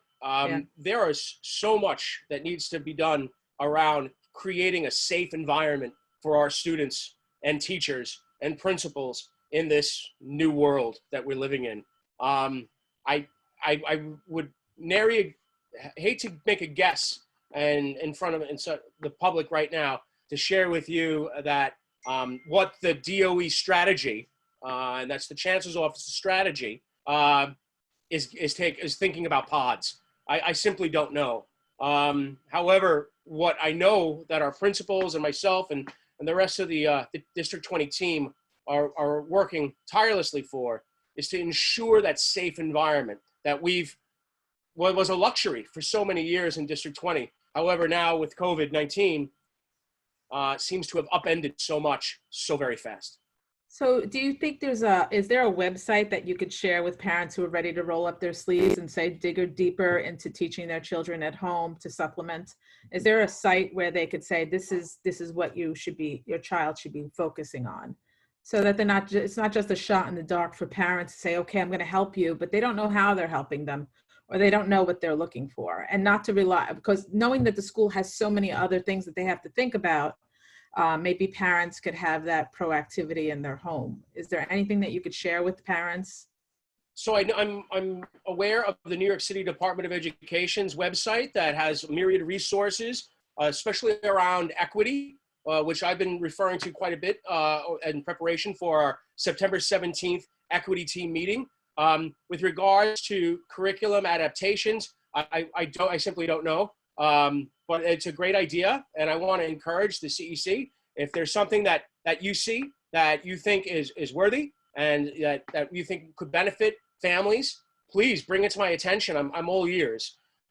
Anything that we could give our families to give them the tools to succeed, I'm all for. And quite frankly, I'd like to see some of those myself when I'm teaching fractions with my son at home. So anything would be good.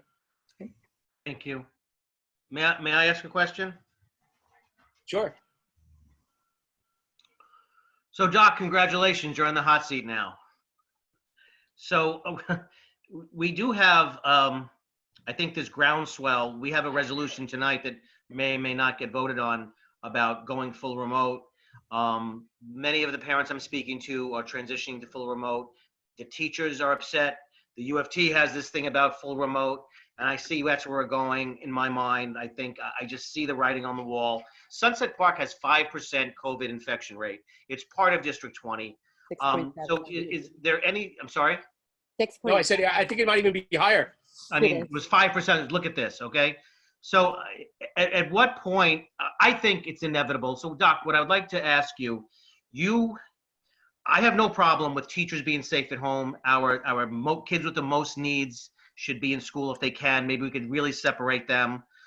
But you need, as you're the superintendent now, for all practical purposes, you need to be the taskmaster, and you need to get on your principals. Principals need to get on the teachers. Our children deserve 8 periods of instruction a day. And it's up to you to go school by school to make sure that's happening when the inevitable happens and we go remote. Well, Vito, I can't agree with you more. Keeping our students' minds active, keeping their writing and reading ability, their literacy levels and numeracy levels strong, it's essential for success in the days ahead. Our students are going to be competing with other students across the world, and to ensure that they have a place at the table in a competitive marketplace is essential. However, I would like to correct you though. Unfortunately, I'm not interim acting superintendent yet. I'm still deputy superintendent, and I know that if given the opportunity, this would be a primary focus of the new District 20 superintendent. It's just so too Dr. much. O'Brien, explain, how does your role now differ from an acting superintendent? Well, I guess I haven't received any official word. I'm really doing this as a continuation of my duties and responsibilities as deputy. And when I hear word from my supervisors, the chancellor, the first deputy chancellor, then I will know more.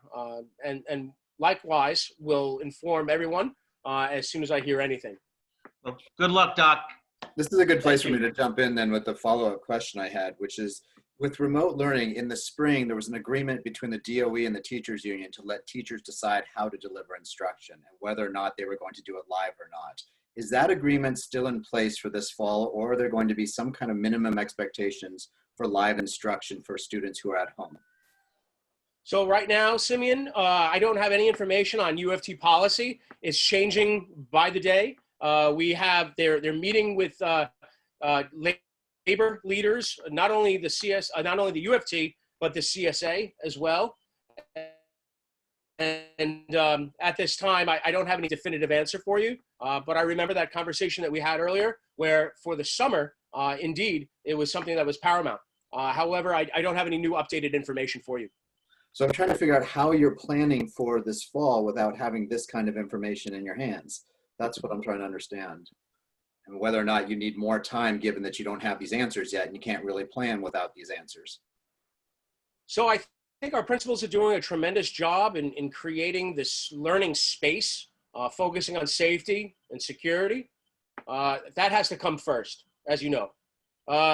Beyond that, we will be taking further direction from the Chancellor's office, the office of the Deputy Chancellor, as well as teaching and learning, to identify ways that we can improve. But this is an unprecedented event. Don't take any more.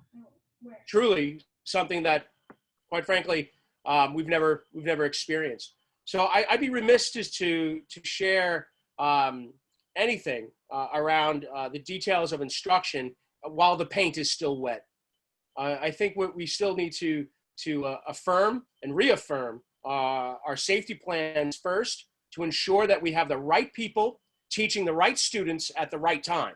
And I think that is quite a juggling act right now for our principals. And they're doing it with very little time, under tremendous pressure, and unfortunately with very little guidance. So what we're doing is really circling the wagons and working together to ensure that we have a safe and orderly working environment for the students in our care that choose to go blended. And for those students that remain at home with a remote, that it's robust and that it's exciting. I sat in on some of my son's classes, and I have to tell you, he attends school here in Staten Island, and I was underwhelmed. And I said to myself, my gosh, if I had to do this for 6 hours a day, how would I feel about teaching and learning? So I think we're all taking these baby steps together as we go forward. And as I said again, with the governor, the mayor, and the chancellor driving the September 10th start date, our doors will open, at least at this time. And it's really beyond my pay grade or the pay grade of anyone that works at District 20 to say otherwise. We will continue reaching out and working with the CEC and working with our school communities to give them the most updated information possible that we have, as well as continuing our work in the new year. So I'm sorry, I hope that answered your question, but we're at a place right now that is truly new in every shape and sense of the word. No, that helps. That clarifies what you have to work with, and I appreciate that. Thank you. You're welcome. Do council members have any other questions?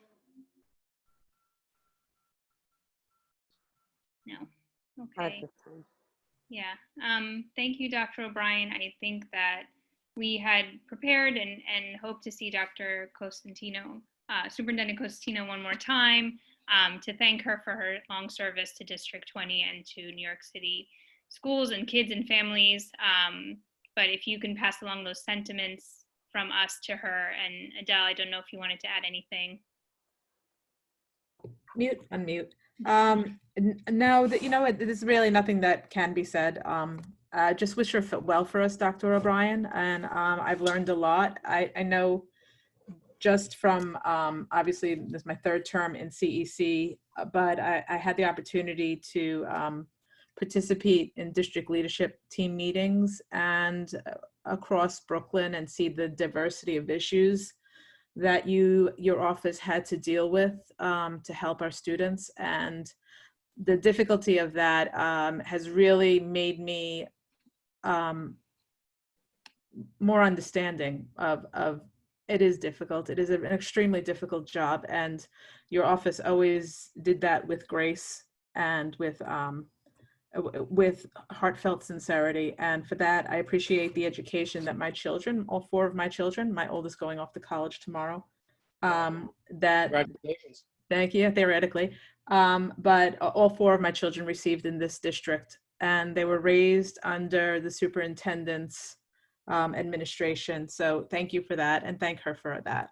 And I wish her well, and I believe that is the sentiment I hope I can say for our council. Thank you. Well, I certainly, I will share that heartfelt message from all of you to her. I think more importantly, I'm so very looking forward to working with all of you in the days ahead and thinking of ways and strategizing how best we could make District 20 the best it can be. Thank you so very much. Have a great evening. Thanks. Thank you, Dr. O'Brien. Yeah. Great. Okay, let's move on to our next item, which is a vote on the bylaws code of conduct section. Natalia, do you have that available to bring up? As a reminder, we presented this last meeting. We had a chance to review any changes or suggestions made to it. And I think we're ready for a vote. Were those changes accepted, ma'am? I think there were no comments around the changes. and Natalia will bring up exactly what was changed or added. And I think this is the only section, right, Natalia, from the original document that we all sort of agreed on back in February? Yes. Okay. Okay. I got a question. Yes. Apologies if I'm out of order here. And this question is perhaps Steve can help answer. My understanding that the DOE has an equity group that is drafting a code of conduct to be adapted for all councils. And are we doing double duty here, doing double work here by entertaining this and having to come to the next meeting or subsequent meeting and having to do this work all over again, especially if we're going to get that advised to us or rather be asked to adopt it in our guidelines. So I'm just wondering if it's worth waiting until that comes. I don't know if anyone from the equity group is on the meeting by chance of DOE that knows more about this, or Stephen, you could answer, whoever. But I'm just wondering if you're doing double work here when that is going to happen anyways. Wait, Alan, you're saying an equity group from our district off? I have some information, not a lot. There is a equity committee at Central. I haven't heard anything about. I know there's drafts of code of conduct, but not specifically for CECs. Then again, I was out on vacation last week, so maybe this is something recent. But I have no idea of what the timeline for something like that would be, or what even is in the conversation for that. It's something I can find out and I'll ask, but yeah, I do have a follow-up for that. Yeah. So yes, because of what's going on, I think hey, listen, surprise, surprise, there's a lot of divisiveness in the city, the state, the country, right? And CECs are no different. And people are unhappy with some of the back and forth. But all that being said, the code of conduct that they are going to suggest, and will only be a suggestion, I think will be very controversial. And I don't think that we would necessarily get 6 votes to approve it. This is really pretty mild. And I think, listen, we could always change it and incorporate it. And if we agree with the other things going forward, that's great. But if we don't, at least we have something here in front of us. I don't know if what you agree with Acting President Gurgis, but Paulette Hall is on this equity committee. I'm almost certain. She's raised her hand. And if she can speak to this, I just want to make sure we're not duplicating work and doing this now and then coming back to it again. Can I just say one thing? I guess just from my perspective, right? These are bylaws we've had in place. The reason there was, I guess, a motion, we voted, I think, to update them. That's why they're being brought up here. And just for everyone to recall, at least that's my recollection, the reason this was brought up is because, there were issues that occurred because of Facebook, right? And because of council members speaking their opinions and it being interpreted by certain people as them speaking as council members. So, I think regardless of whether there's, some standard bylaws coming out of an equity committee that will be, given to all CECs to consider in the interim, we should definitely have our own. And then when that comes down the pike, we can vote on it, or we can look at it and update as necessary. Yeah. So yeah. I can clarify. I mean, the issue was, right, is that this was all presented previously and thought passed, but the issue was that due to COVID and there not being meetings for a little bit, there was a break in what the timeline needed to be in order to accept these, the code of conduct. So this is the council going back just to actually accept these, because they initially weren't accepted correctly just because of that break. Yeah, it's a formality, and I think that we should stick to what we had set out to do, which was all accept a code of conduct within our bylaws and then move forward with them. I'm okay with that, and I look forward to the equity group's bylaws, and I hope that the chancellor, if they're good, makes them mandatory, but Vito thinks that they'll be scandalous, so we'll see. Should we put it Just, to a vote then? I think so. Okay. Mhm. Motion to vote on these updated bylaws. Second. Great. Natalia, do you want to? Yes. Dina Gergis, Yes. Robert Aguilar, Yes. Robert Aguilar, Yes. Inga Smolyar, Yes. Alan Aha, No. Marisha Cadillo, Yes.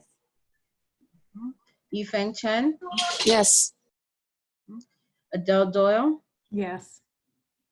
Vito Labella, Yes. Alice Licato, Yes. Simeon Stalsberg. Yes. Okay, 9 yeses, 1 no. Great, thank you, Natalia. I think I just, I hope, Paulette, that if you are here, you sign up for the public portion so we can hear a little bit more about it. If you can share with us then. I think we're all interested in hearing about it, not to dismiss the input you could have given us. Okay, the next item on our agenda is the candidate election. Thank you again to all the candidates who came out today to share your thoughts with us. We were all very impressed with the ideas and the experiences that you shared with us. At this time, the council is going to be deferring the election of the candidate to our next meeting to deliberate further. I think that's all we have to say about that. Okay, great. And then next item on our agenda is our return to school resolution presented by Alan. Natalia, can you pull that up for us? Yes.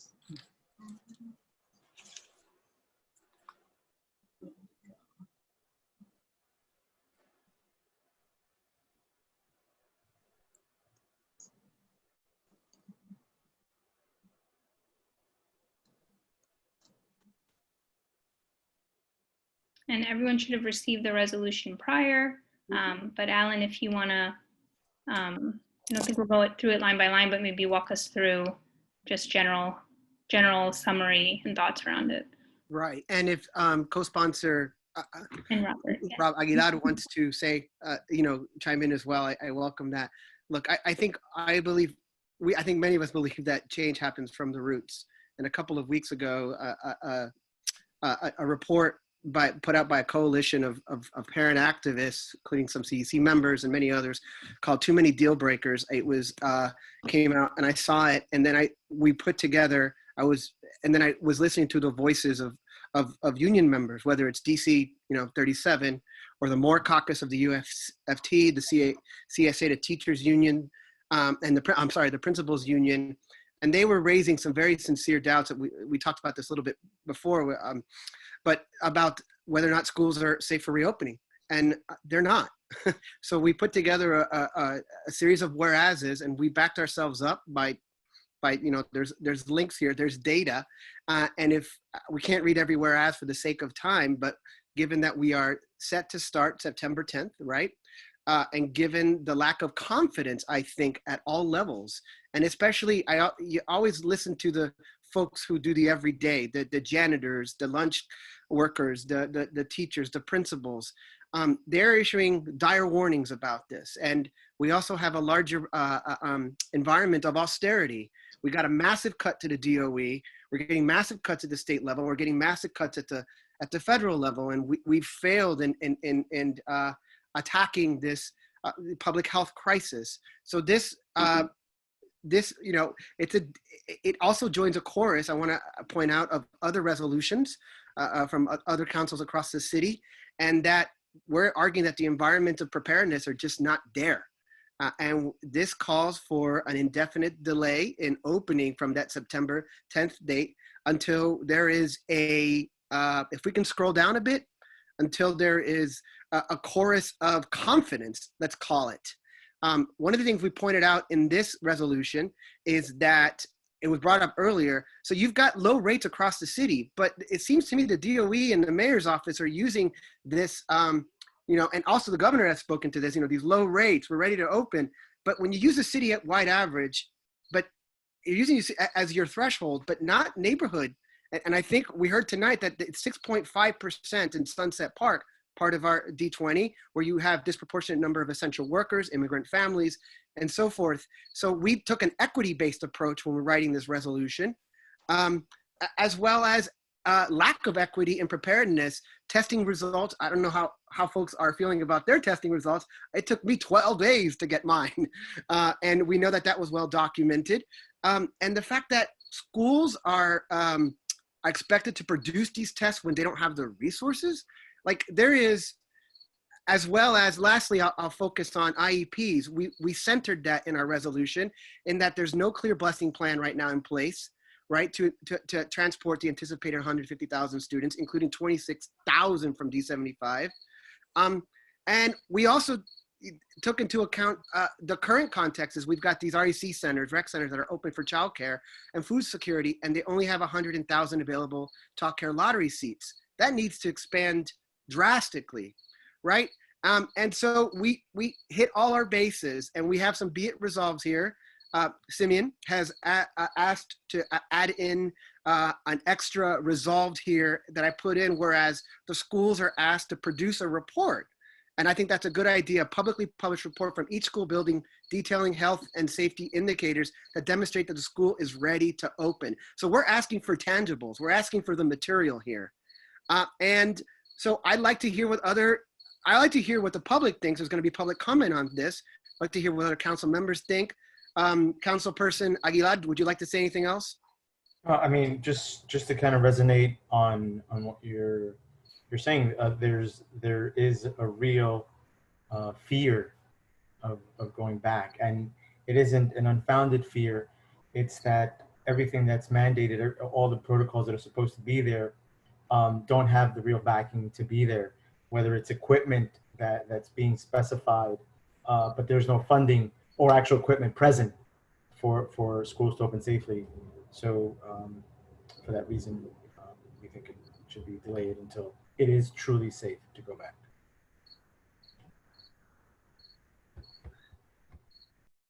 Great. Thank you, Alan and Robert. Do other council members want to weigh in, share thoughts? I just had a more logistical question, I guess, just given how we did all the past resolutions. Is this like the presentation of it, and then there's going to be a separate meeting with a full hearing on this where we're going to vote? My understanding is that we're voting on this tonight, right? Oh, yeah, because I know for past resolutions, we kind of, did like a separate hearing and then we voted after, like the next meeting. When we voted in July, we worked as a community, as a CEC on 2 resolutions, yours and then the anti-racism, yes, I recall. The anti-racism, we did that, but 48 hours before the meeting, 3 other resolutions appeared and they were voted on. So I don't understand why we're not. But that's because we had a line item on the agenda for resolutions generally, I recall. I guess it's a question to Steve. Is this because my understanding was, and even for those resolutions at a meeting, we actually brought them up and we all said at that meeting, like, okay, you'll work on this one and you'll work on that one. And then we're all going to work towards having them together and presenting them at the next meeting. So I just wanted to, I'm trying to find it in your bylaws. That's all. Sorry? Was this resolution on the agenda, and was it presented on our Facebook page to the public? It was not on the agenda, but it was, I guess, presented on Facebook page. It was on it was added to the agenda, and nobody objected to that. No one has objected to this until now. Ellen, I'm not objecting to it. I just want to see if it's right. It's a protocol question. Yeah, that's it. It was definitely on the agenda and definitely on the Yeah, Alice, go ahead. So can we perhaps solve this by opening up our public speaking now and voting at the very end of the meeting? I think that's what we had intended to do, to take into account the public speaking. And Right. the reason why I think the others were delayed or pushed to the next meeting was because of the lack of agreement. I have your bylaws up now. Yeah. So if you want, I can just read this out loud. Yeah, that would be great. Great. So each notice of a calendar meeting shall be accompanied by an agenda of resolutions placed by a majority of the whole number of the members at a working session. In addition, 3 members of the council may place a resolution on the agenda for general circulation in accordance with the preceding paragraphs by submitting such items to the administrative assistant to the council at least 2 days before the date of the next calendar meeting. Let me just read the rest of this and see if it's pertinent. So was it on the agenda? Because when I went on the Facebook page, our agenda did not actually list the resolution. I asked because a number of people weren't aware that this was actually going to be voted on today. So Well, yeah, even though think I understand the resolution itself was posted, so people are aware that it's there, I don't think a lot of parents, for public session purposes, were aware that this was going to be voted on. And I'm speaking about parents. I think a lot of this resolution does take into account a lot of what UFT, CSA, DC 37 concerns that are voiced. In the email that Natalia sent out to our mailing list on Thursday evening around 5:30, this was included. And then in the email that I received from my school coordinator publicizing the meeting, it was in the agenda that was there. So. Okay, I was looking at what was posted on Facebook agenda. Right. Yeah, I posted this. Why are there different agendas? I mean, yeah, I'm gonna try to pull it up again, but maybe it's different now. May I request that if there are, may I request that we have a date on the bottom of agendas and then with revision notices? So if we have an agenda and then we do a revision, put revision with the date next to it so we don't have this question coming up again. Natalia, do you think that's possible? Yeah. Sure, it's no problem. Yeah. Thank you.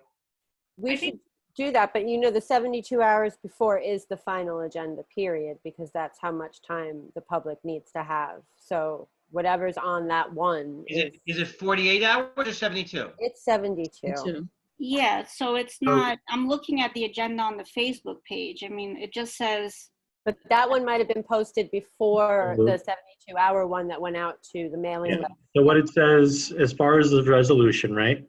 Mm-hmm. As long as like 3 members of the council can place a resolution on the agenda, as long as it's been sent to the administrative assistant at least 2 days before the date of the next calendar meeting. Yeah, 2 days, 48 hours.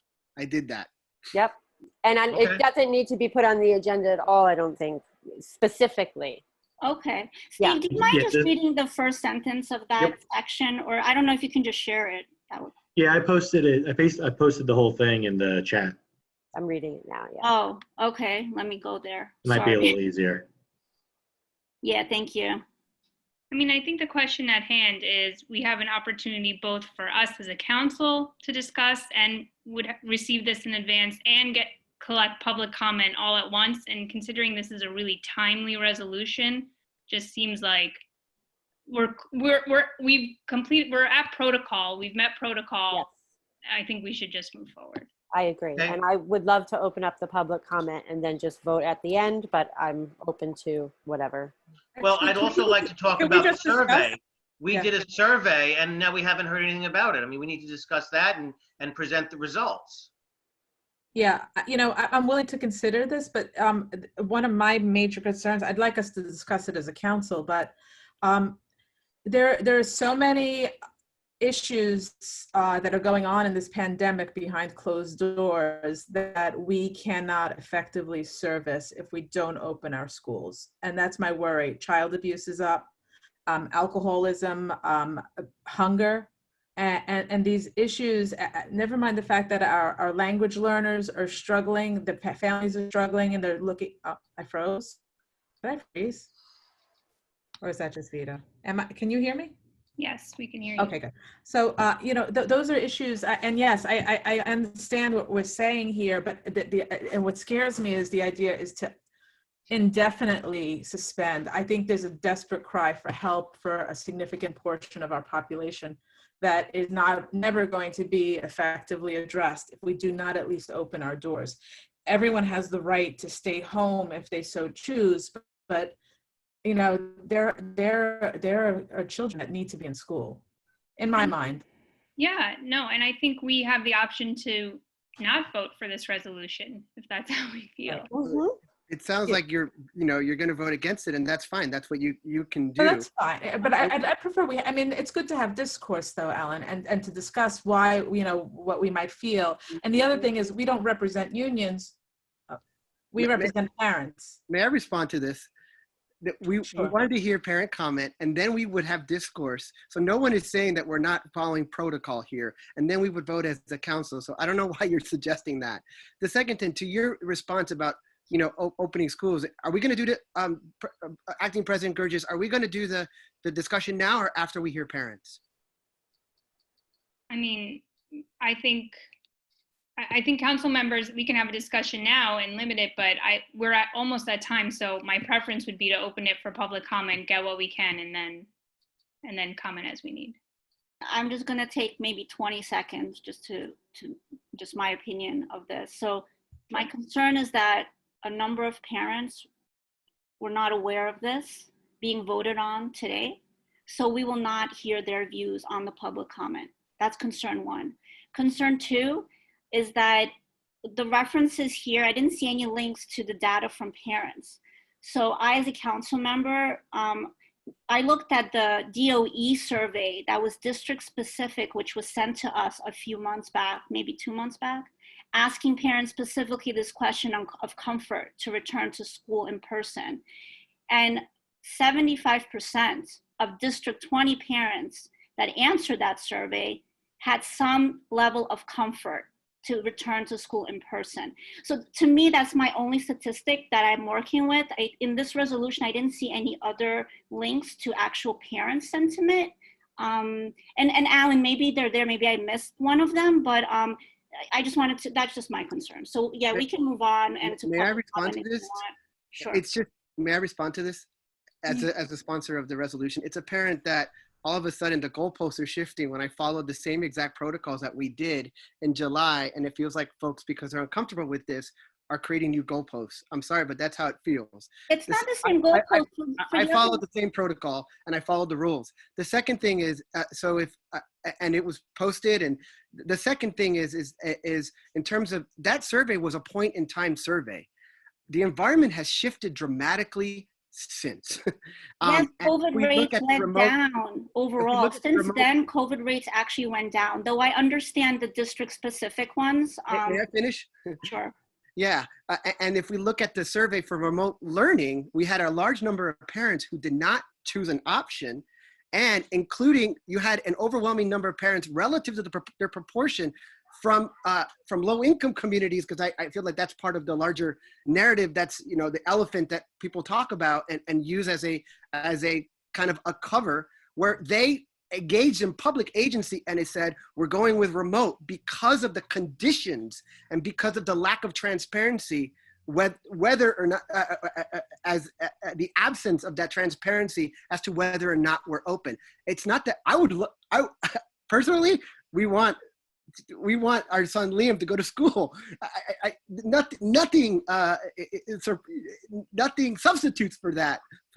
But because of the lack of preparedness and the evidence and the confidence, this is why we put this together. I completely understand why you put it together. I'm just, I guess from my perspective, I try to represent all the parents of the district, and I try to objectively look at the data provided. So the latest data I saw from the DOE from a few days ago, for District 20, remote learning percentage was around 35%. If it was more than 50, maybe I can get more on board with this type of resolution. But, to me, just the data isn't there from parents that I've seen. That's all, that's it. I'm not trying to change the protocol. I mean, like Dina said, we can all vote how we feel. I think that's fair. I think everyone's bringing up valid points about how they're coming to their conclusions and what they're thinking. I think it's important for us now to open up the public comment, hear from the parents we have here on what they think, and then comment. I think one thing really quick, really quick. Just in terms of the unions, the New York State Nurses Union also came out vehemently against reopening schools. They anticipate a whole new pandemic. I just thought that should, because they are doctors. They came out yesterday or the day before. There's a whole statement on it. Nurses are not doctors, let's be clear, but. Well, they're medical That's professionals okay. and they That's deal okay. with a Okay, lot of right, people. right. We're not gonna argue. We're not gonna They argue work about in the nurses and schools, doctors. and All they right. work in the schools. Let's That's all. go. Do we need to make a motion to open a public comment, or can we just move to that portion of our meeting? Motion. Yeah. Motion to move to public comment. Second. You'll be have it at 30 minutes? Yes, it will be 30 minutes, 2 minutes per speaker. Do we want to give, especially since it's 30 minutes, I don't know how many speakers we have signed up, but do we want to give preference to people who haven't spoken yet in our forum? Or is it whoever got to the sign up sheet first? Yeah. How many speakers? Yeah. Natalia, can you share how many speakers? I don't want to spend too much time talking about it because then we just take away, but do you have a list, Natalia?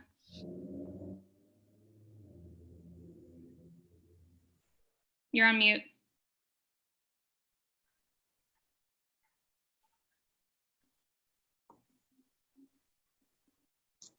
Okay, so far we only have 8.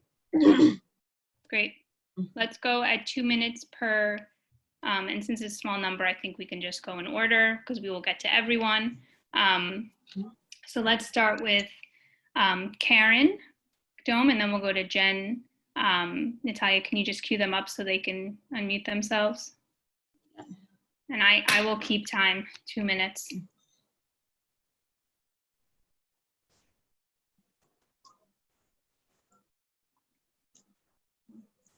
Okay. Who's our first person? Is it Karen Dome? Okay.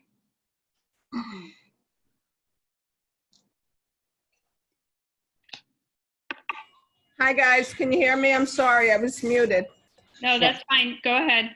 Okay, so if the unions and the nurses and the federation are not supporting the teachers, are the teachers deciding to work remotely? Or have we gotten a good response about teachers actually coming back into the school?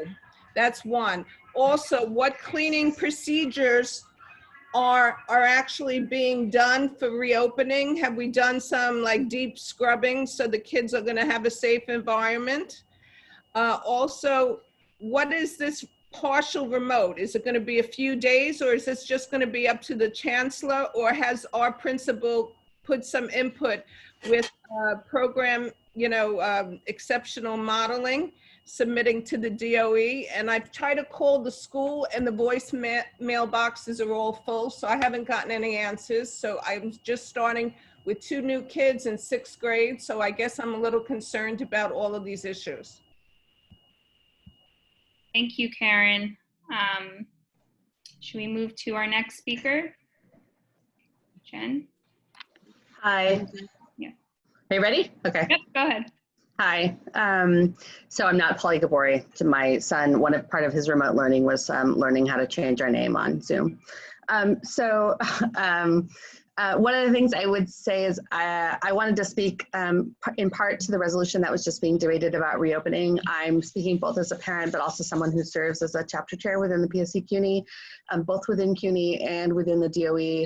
I'm really alarmed about the sort of lack of transparency around a lot of the kinds of information and decision makings that are being shared. And I'm really sorry to see like conversations like this sometimes where unions or teachers are being maybe pit against parents in ways that I don't necessarily find that helpful, because I think that everybody's interest should be in this together. When I come here to speak as a parent, I don't just come to speak for my kid. I would also want to be speaking for lots of kids, but also like the health of the teachers, right, and workers and staff within the schools. And I consider that my obligation as a member of a parent community. I would want maybe to see us potentially explore models that when they do focus on equity, that to really think more about far fewer students being in school potentially, and really focusing on kids that need to be in school. And it's one of the models that I've seen a lot of people talk about across the country, but very, very, very few to zero really focusing on doing that. Like what if really handfuls of kids with the strongest needs were in school? I hope, I just wanted to say in terms of the superintendent changeover and talking about that and marking this at this meeting, I hope we we can have real kind of transparency of discussion around kind of what we would want in District 20 leadership moving forward, in part that would focus on diversity in the hiring of teachers, especially around questions of race and sex. Thanks very much. Thanks. Natalia, you're on mute. Who's up next? The P de Resistance. I think that's Paulette, yes. Hey everyone, can you hear me? Yes. Yes. Go ahead. Yeah, sorry about that. This is my son's Zoom because I'm on with the PEP on my own account, so I apologize.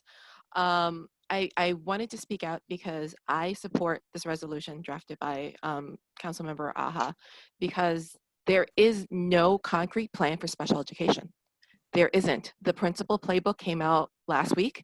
There was not, we weren't even in the table of contents. Okay, we represent, my council, the Citywide Council of Special Education, represents 250,000 students in special education. There is no busing plan. There is no guidance for how teachers are going to implement an ICT class in a blended model. How do you maintain a 40-60 ratio, which is mandated by federal law? You know, I mean, these are guidances that we need, and the fact that nothing is being told to the principals. I've attended countless town halls and parent engagement meetings all across the city, and every time a parent asked about related services, the principal said the canned response that is in the principal playbook, which is, we will comply with the IEP to the best of our ability. Okay, nothing about whether it's teletherapy, nothing about whether it's related services, nothing about D75, nothing. So until that is in place, how can we equitably allow our kids to go back to school? And that's pretty much all I have. If you guys want more clarity about the equity team, because Vito has some misinformation and I would love to clarify that, I can address that later on if you'd like. Thank you. Paulette. Okay. Claire Daly will be next. Hi, thank you. I'm supporting this resolution. I read it when it was up on Facebook. And I completely agree that yes, the schools are not ready to reopen. After the U of T press conference this morning, as well as the DOE Parent Town Hall last week, they have not, the Department of Education has not shown parents that it has any of their safety guidelines in place. Nothing is ready to go. Equipment hasn't been delivered to schools. Custodians have not been trained in the use of equipment. And yet we're expected to open up the schools in 2.5 weeks when nothing is in place. If we can't get the safety done, we'll never get to the instructional point. Teachers have not been trained on any way of doing remote. No new PDs have been done.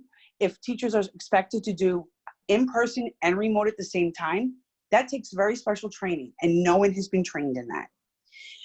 The schools are just not ready. We're not at that point yet where we can say that the schools are safe for our children. My child has an IEP. I would love to have her in school every day, getting her services, but I will not send her into a place where there are no safe procedures and no safe guidelines for the cleaning and the students to follow. That's it. Thanks, Claire. Who's next, Natalia? Okay, Charlotte Sandler.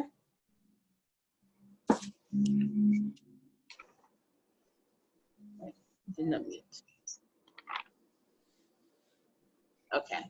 Charlotte? Hi, everyone. I've been on the call since the beginning, which was around, I think, 5:30 so it's been a long night. This is my first time attending one of your meetings. I've been home for the past 6 months with my family.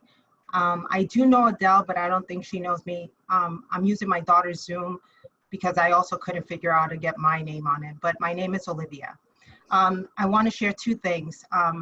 I had the privilege of having two daughters, one who just graduated from Diker.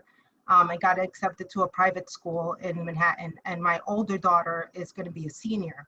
And their private school in Manhattan told me a month ago that they were going to do this hybrid model where the girls would go in twice a week.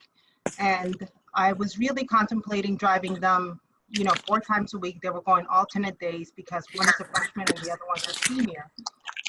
My youngest, who's going to be a 5th grader at 185, I knew 100% she was not going back. And I was really happy when the DOE gave us the option of having her to opt in after, I think, first quarter or something like that.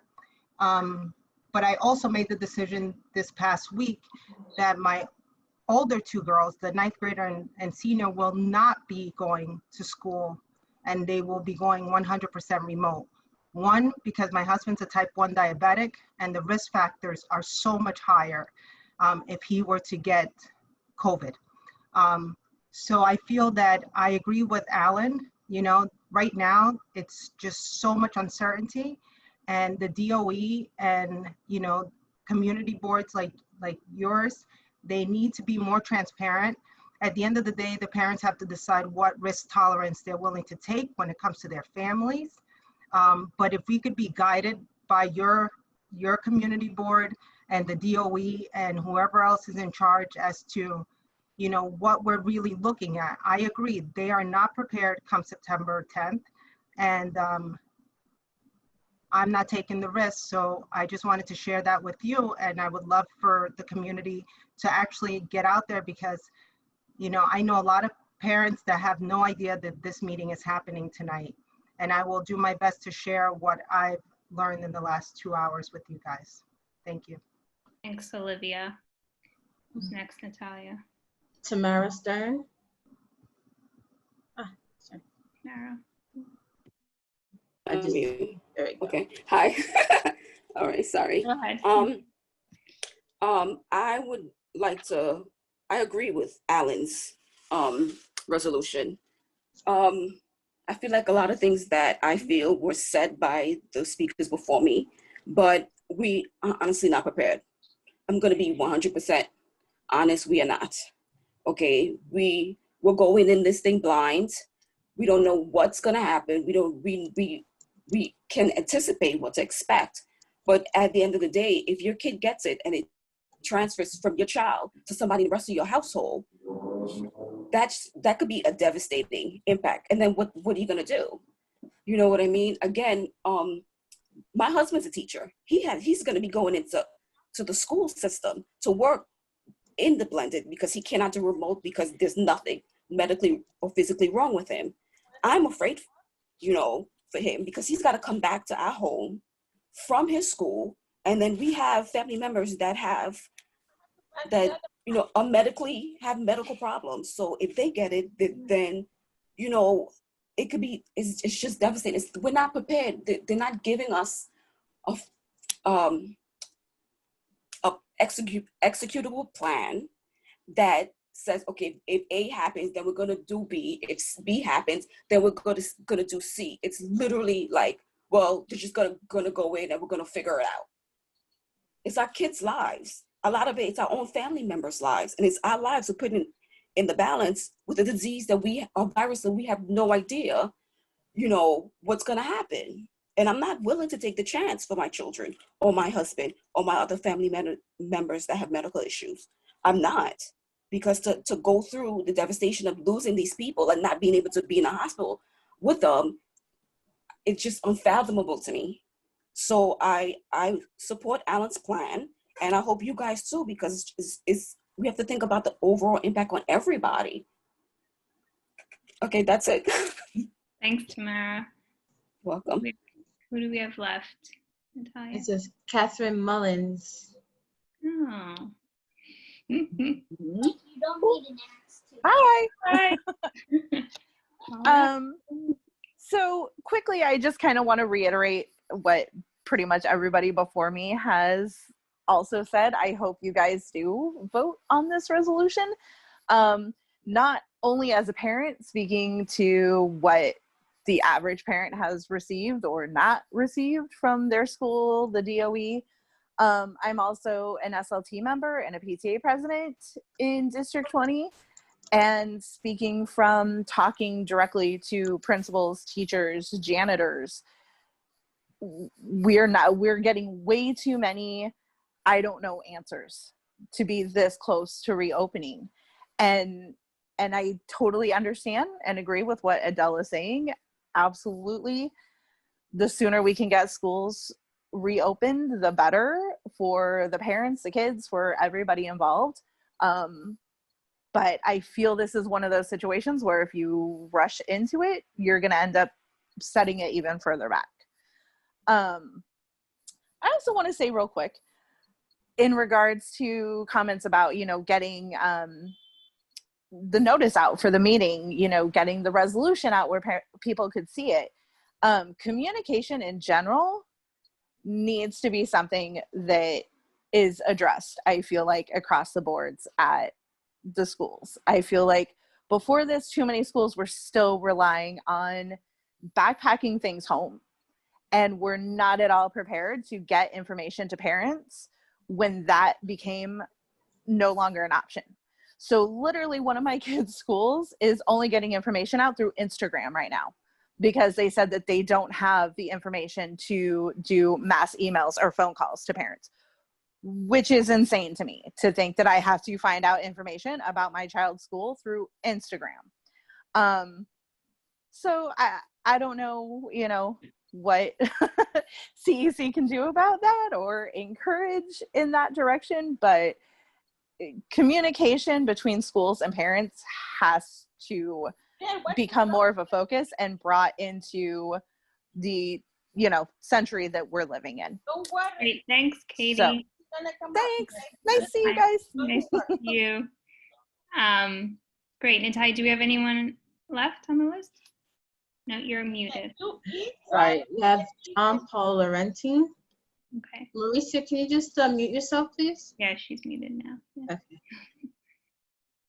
Did I mute him? Oh, sorry, I didn't mute him.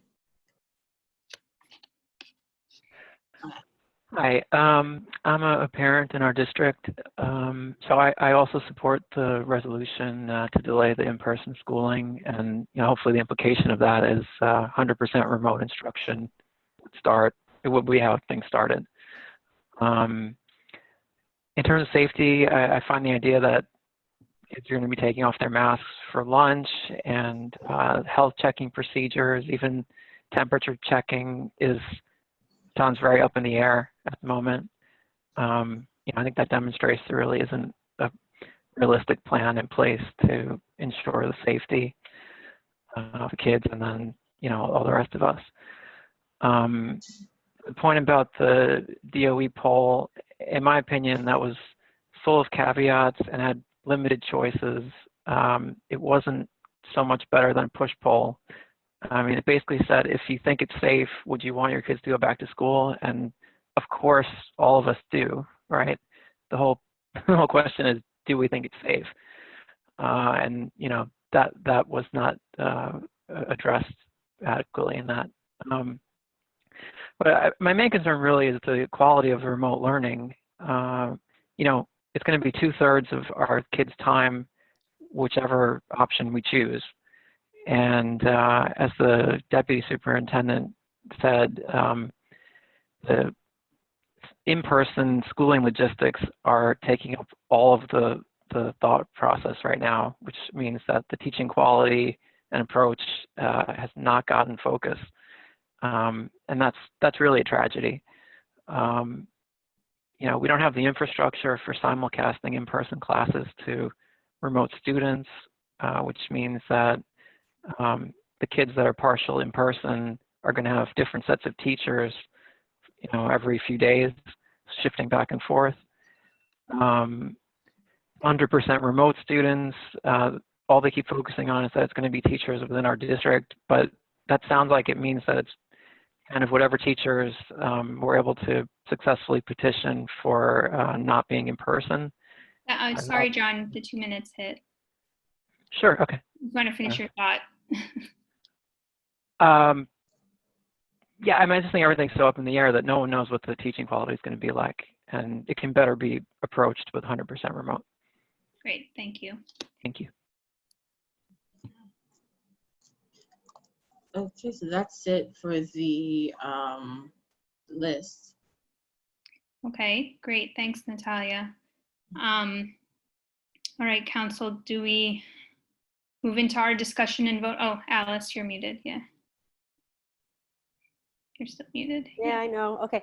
I'd like to move to vote on it. I don't know if we need to, if you guys want to discuss it more. I know we have like a 10-minute we want I to. think as people wrap up by vote, if they want to include a little caveat as to why they're voting, but include it in your vote. Right. So we'll do a roll call. Okay. Kids to be school, right? Natalia, do you want to do a roll call for us? You're muted. Did we say that? When I looked at it, it said it wasn't muted. Dina Gergis? I'm one of those parents who voted for blended learning and send my children to school, and I still feel really strongly about that. The lack of communication from schools, DOE, is really upsetting and frustrating, not just for myself, but from all the parents that I hear, and I hear everyone's concerns. But I just don't think the DOE will ever be in a place where we have confidence in their ability to, do this the right way. And so I am not voting for this resolution. Okay, Robert Aguilar? Yeah, I'm voting for this resolution. Yes. Inga Smolyar? Yeah, I mean, the resolution says that we want indefinite, suspension of in-person school. And I agree with the exact sentiment that Dina just mentioned, that, this concept of everyone feeling that the DOE has, satisfied everyone's wish for like this perfect, safe environment. I just don't know what that means. And again, based on what I'm hearing from many parents and what the statistics I've seen show in our district specifically, it just doesn't seem like overwhelming amount of parents. And I mean more than like 50-60% of the population in D20 wants full remote. So yeah, I'm voting against for those reasons. Okay. Alan Aha? Voting, obviously, yes on the resolution. I think I've spoken enough. Okay. Mauricia Cadillo?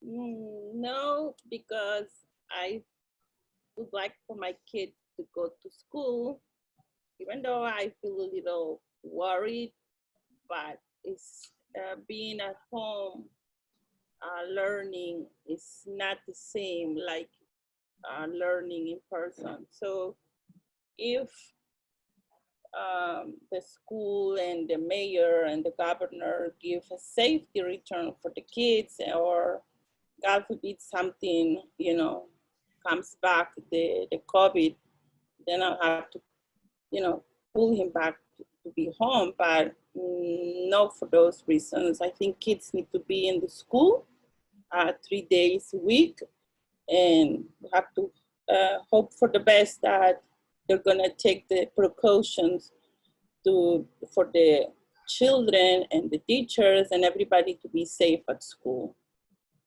Yeah, for those reasons, no. Sorry, Alan. Yifeng Chen? I am voting no for this resolution. So personally, I have elderly, like my mom with me, and then I have a baby girl who's a couple months old.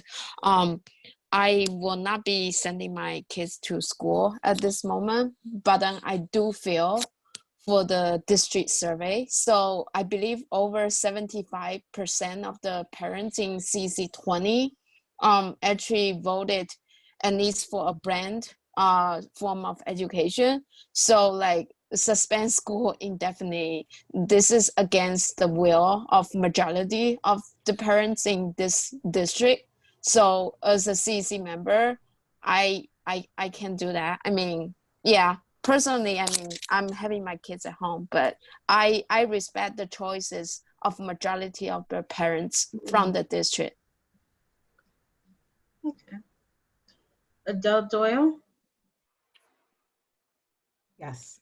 Hi. So obviously I'm sending my son to school tomorrow, and I intend to send my daughter on in September. But everyone has the right to do what they feel is in the best interest of their children, but this is not for my child. I was just looking up more data on the children that are falling through the cracks and how long that will be felt. The idea that the word's indefinite, I don't know when that will be. I think if the doors are open and someone wants to walk through, they should be allowed the opportunity to walk through, and they should make that decision for their family.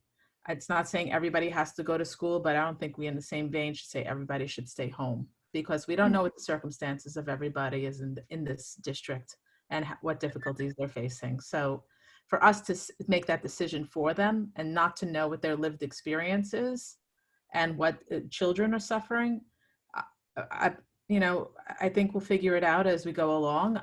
It can't be worse than what my daughter had in the spring. So I'm going to vote no on this. Okay. Vito Labella? Thank you. I really am close to voting yes, because I in my heart, I think it's going to be that anyway. But I really, my main thing is giving parents choices. And I think if parents want to choose to go to school for whatever reasons, I think we have to honor them, and the teachers, and they need to do the best they can. I mean, 7-Eleven clerks go to work, supermarket clerks go to work, doctors go to work, police officers, the teachers have to go to work with the rest of the school staff and do the best they can.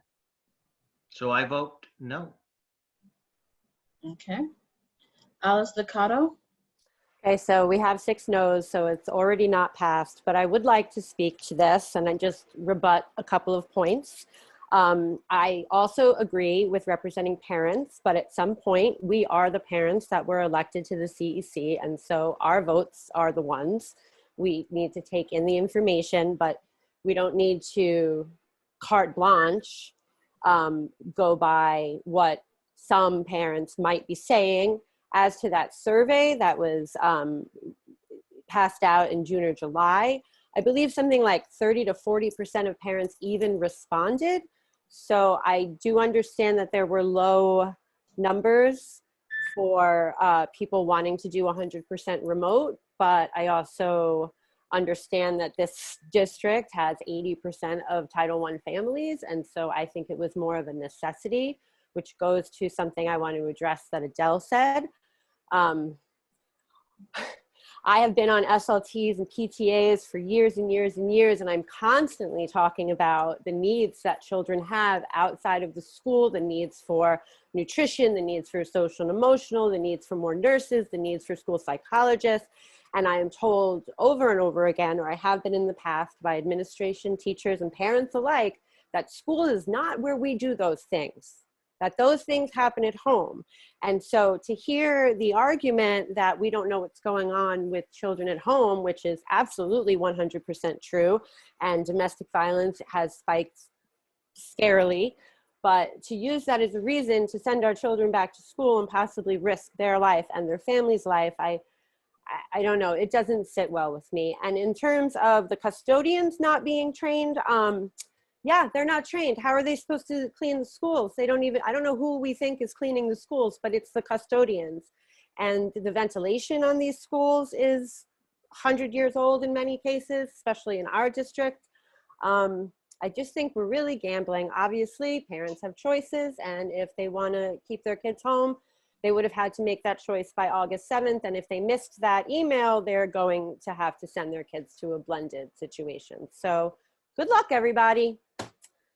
I vote yes on this resolution, but it doesn't matter. That's all I have to say. Thank you. Simeon Stolzberg?